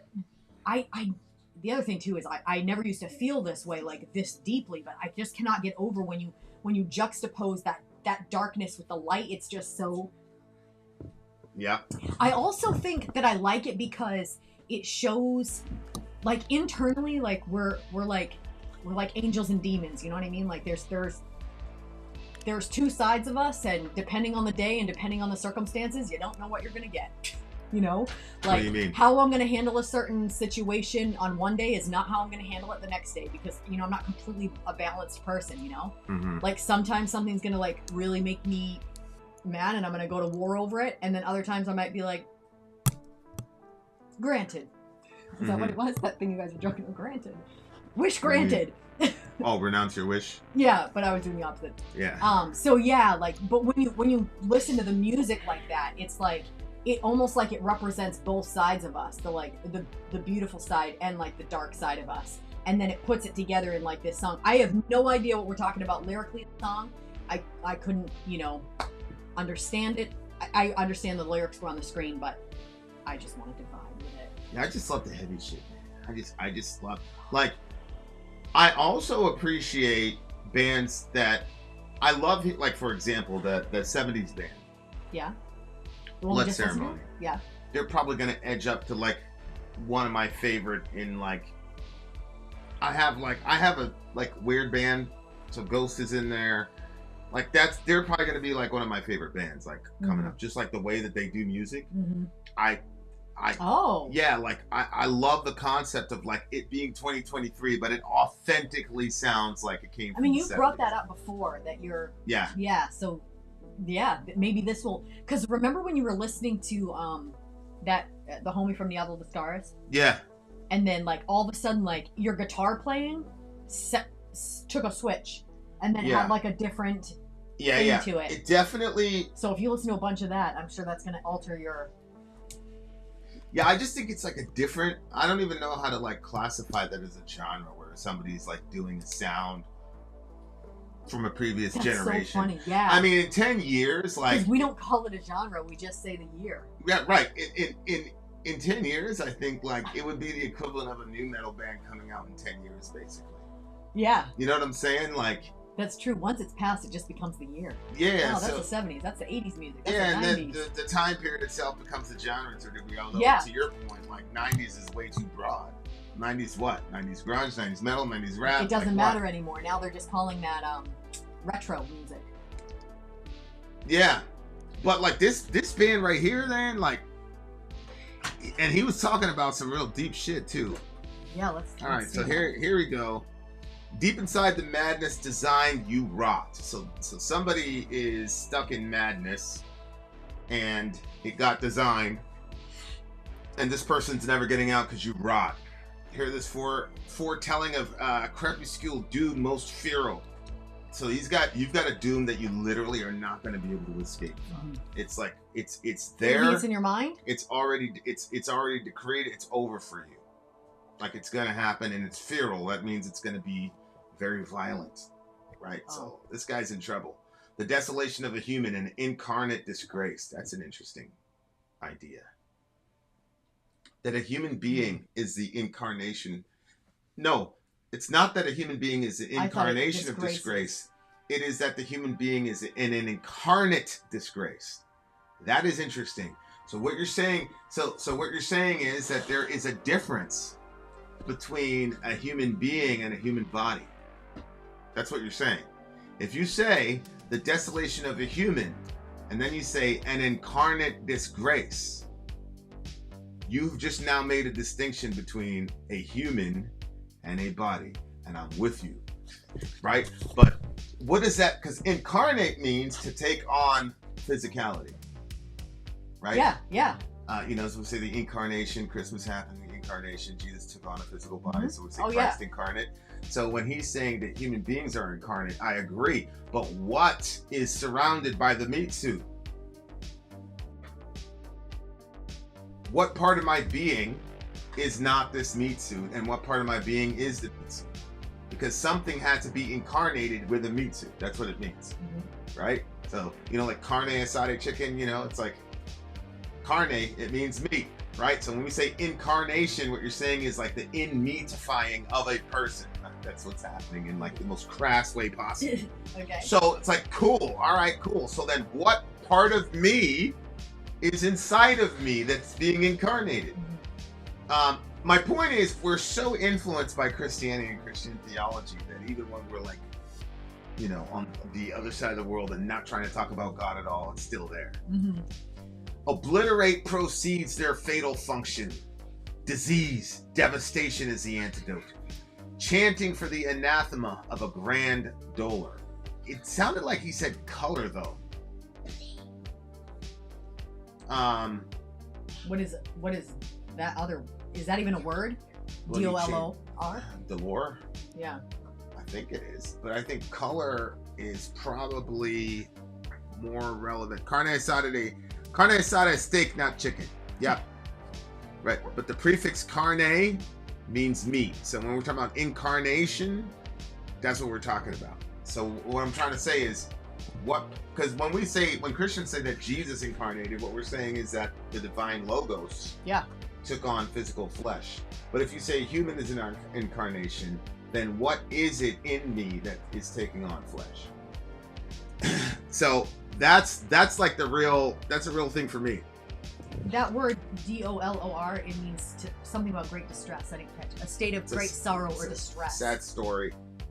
What happened to the lyrics? It's a sad story. Well, you changed it when you did that. Okay, so this guy's in bad shape, man. He's in a lot of bad shape. He's in real bad shape. Yeah.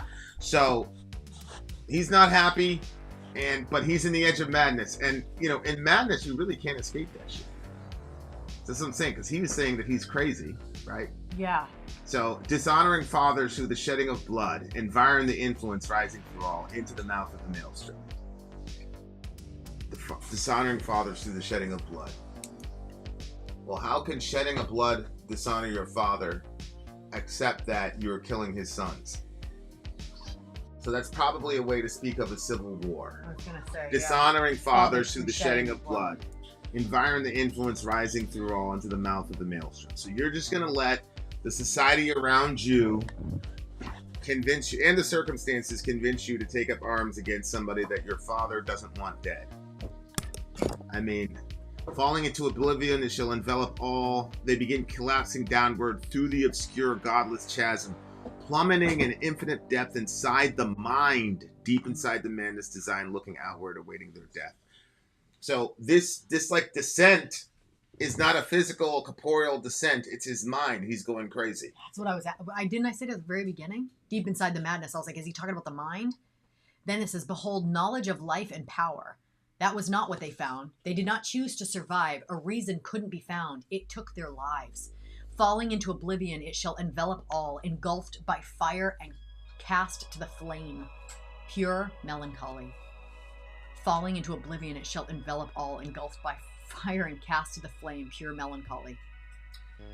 Yeah. Behold! Wow. Knowledge of life and power. That's not what they found. They didn't choose to survive. A reason couldn't be found. You couldn't find a reason to live after they discovered at the end of their quest that they didn't find any life, power, or any knowledge. And so because of that, it became, they didn't see any reason to live after that. Which is true.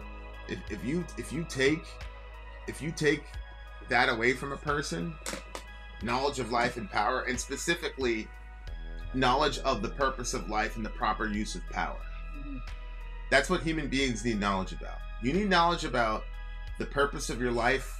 Why are you here? And all of us have certain degrees of power, influence, physically, financially, spiritually, whatever. Right. And we all have to make decisions on what is the proper use of that power in relation to the knowledge of the purpose of life, because both of those things work together. But if you don't have anything above you that can tell you what those things are, then yeah, of course, the only logical, rational response to that is simply despair. That's the only way. So this song makes a lot of sense to me. And this is what happens when you cut yourself off from your creator. Like that's all there is for you. Yeah, but sonically, I don't really know, because somebody was talking about grindcore, and then there's another genre called metalcore. I don't know what the core in these genres is. Like, I know what hardcore is, you know what I'm saying?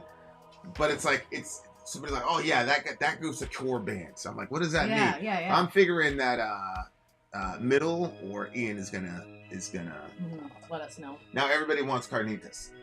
Yeah, I know. I got hungry too. Everybody wants that shit. It's 11:59. I think I gotta order Papa John's or something like that. Yeah, I really like this song, man. I feel like, almost sonically speaking, this is probably the favorite song of the night for me. That middle part was just hard as hell. What do you get the song? 9.5. Well, I mean, for me, when I was experiencing the song, like I said about the light and darkness aspects of it, so like lyrically, when you broke it down, I was like, oh wow, that's crazy. That's it. I'm gonna give this one.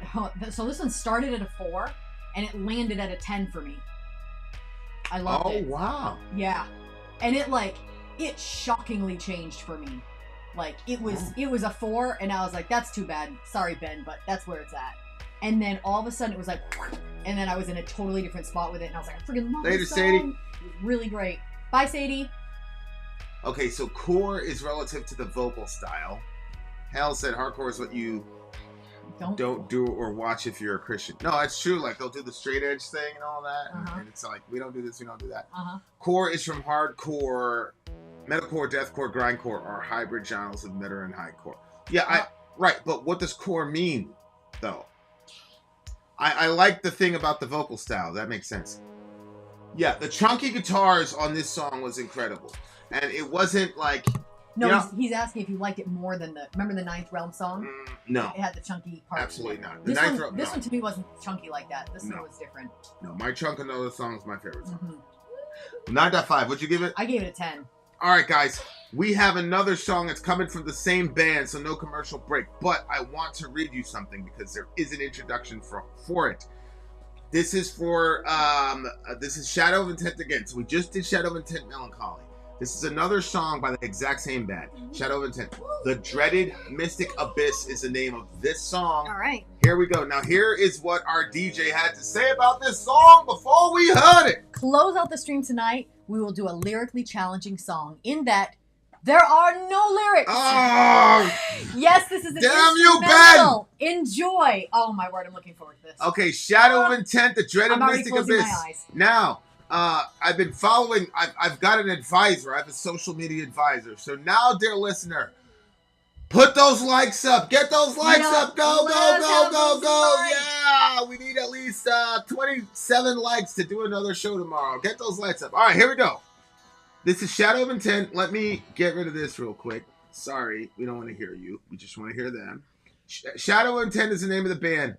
The name of the song is The Dreaded Mystic Abyss. The Dreaded Mystic Abyss. As we're hearing this instrumental, Hell is going to be giving us the lyrics to the song. All right, here we go.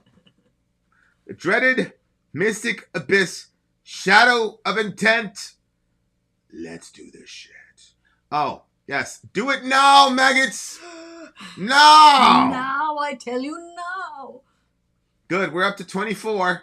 Oh, a down thumb also works as well, dear listener. A down thumb works as well. All right. Shadow of Intent. Something for everybody.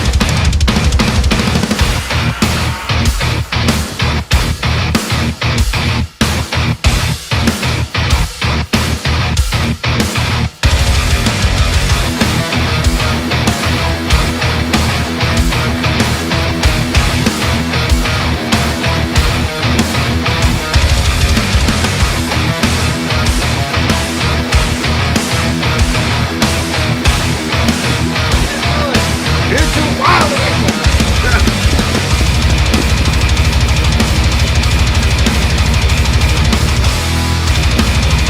Oh my god.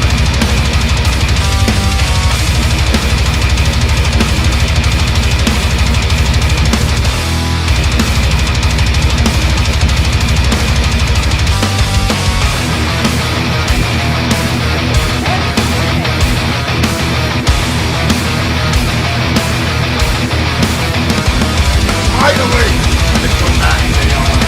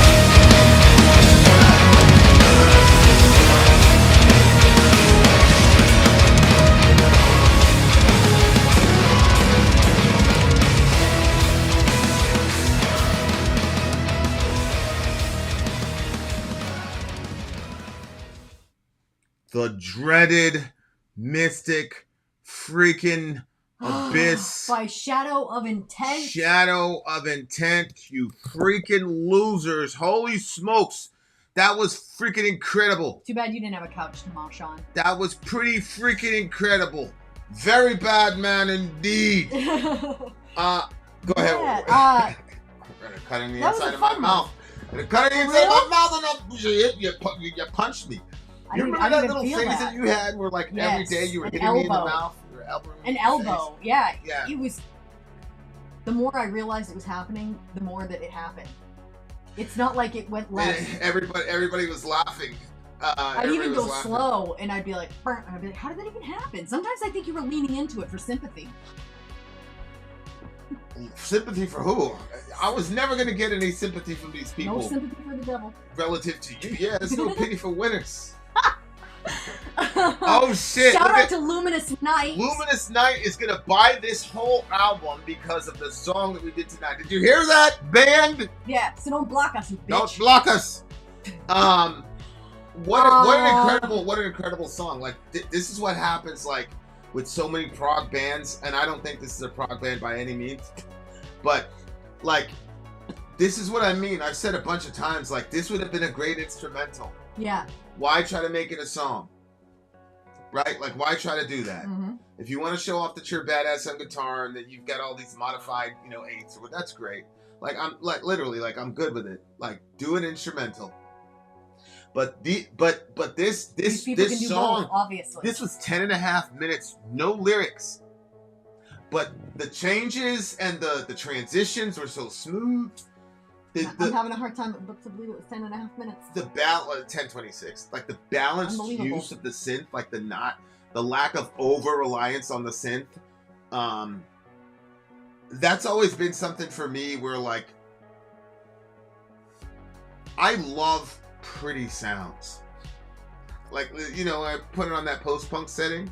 Like I love beautiful sounds, but it's a matter of like there's this one song that we did that I'm really, really proud of, and the guitar work is really subtle, but it's literally cannot be improved upon in my view relative to like how the transition work. Every time you finish a song, I never feel like it needs to be improved upon because you're like you have a goal and you're not stopping until you get there. Like I will see him playing that guitar sometimes. Like True. I'm like, is he gonna have a heart attack? Because you are going crazy on that thing. Like nuts. Sweating everything. Like you go to town. Like you want that thing perfected. Like it's no joke. I've never heard any of your songs that I'm like, yeah, he needs to work on that shit more. I've never thought that. I've thought that's more complex than something I can ever think to create. Yeah. But, yeah. I mean, yeah, and I just think like, well, it's like what a big problem with a lot of prog. Every time you do that, is they suck as songwriters. A lot of the transitions don't seem to follow logically. Yeah. Is that so? Is that so? Really? You don't say. Come closer to me, my brother priest. Say that to me again in ways I can understand. You hold him back. They don't know how to write songs? Just like 10 million notes together that don't really make any logical sense. You know, it's called phrasing for a reason. Anyway, different story. This particular song, man, was incredible, man. Like, you can't... I just have an idea.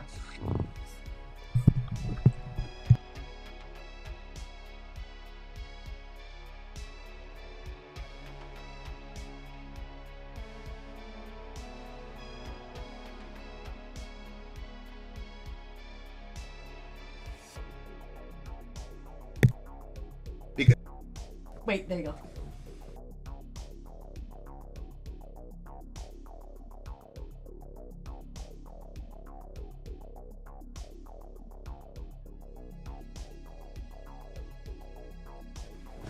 All right. We have just conferenced together, dear listener, and we have decided to let you guys in on a little secret. Wait, no, you were going to tell them? We are... Don't tell them what it is. Let's just let them see what it is. All right. Well, you guys are going to have to see what the surprise is. Yeah, but we have a secret project. When do you want to have the first one? That's so easy. It's not like you can have bunches of them the same year. Okay. We will confer, and then we will let you know when we will announce the situation. Unless you thought it was more fun to say. No. All right. Anyway, back to our regularly scheduled program. This one, I think Metallica, they have Orion. So do we. They had, it wasn't Damage Incorporated. They had another one. There was one on the To Live Is to Die on the Justice record. I think is probably my favorite, just because of the context of them losing Cliff. So I gotta put the Metallica instrumentals in a completely different category. But this is right under it, man. It's in the next tier. It's at the top of the second tier. Okay? Like, yeah. That is. Yeah, it's like when we have like official bands, and then we have people that want us to react to their bands. I have 2 scales for that. I wouldn't even put Metallica against these people. Metallica is like, they're in a class of their own. Well, yeah, I'm not saying against, but I think that this instrumental can stand. I mean, look, Metallica is a lot more dynamic, obviously. You have Kirk Hammett and James Hetfield, who James can write his ass off on guitar now. Mm-hmm. Might not be the best wordsmith, but he can write his ass off on guitar like you wouldn't believe. So I'm just not going to put anybody like that. That's accepting Metallica. But I don't want to say, this is the greatest instrumental. I mean, it's the best instrumental I've heard all year. You know what I'm saying? Yeah, but I'm not, I'm recognizing, look, Metallica, let's slow down here. Yeah, There's a reason Metallica are legends. Right, okay? that's what I'm saying, yeah. Like, okay, so like I don't don't take that as like, as a diss. I mean, it's like, it's Metallica. Right, so I'm saying like, but that next tier, this one would be at the top of the next one. And a lot of it is like, a lot of modern bands aren't doing instrumentals anymore. So this was a pretty dynamic instrumental. It had a lot of different elements that I thought they were able to put together pretty well. That's another one of my issues. I mean, Priest said it best. Like he said, they don't follow logically, and that's exactly my problem. There is a logic. There is a telos toward songwriting.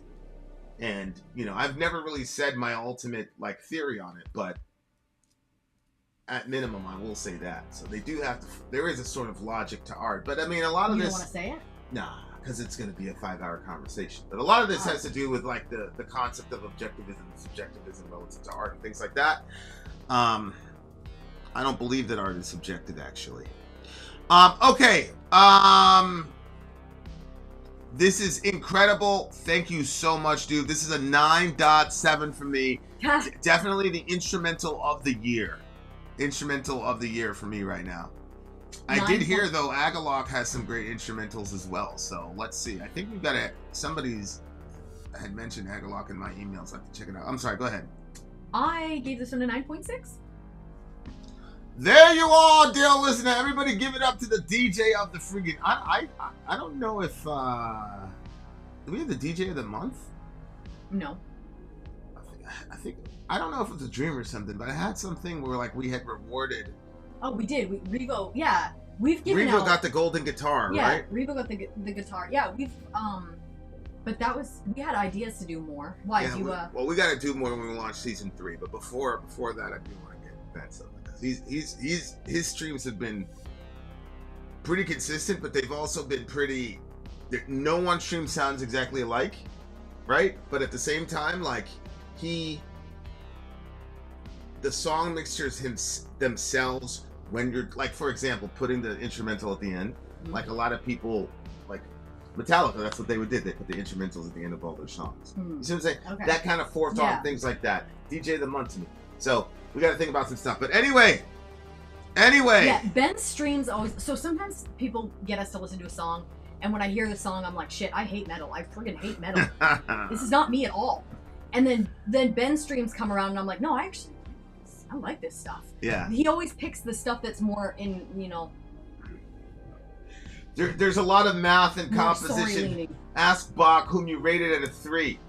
Leah, I did not rate Bach at a 3. I gave Bach like a 13 or some shit.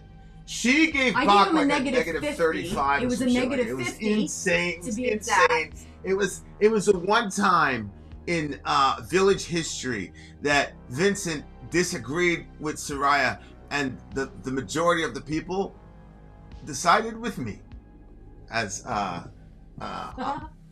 Umar ibn al-Khattab a couple times. He said, Allah agreed with me. All right, you beautiful people. 9.6 for me.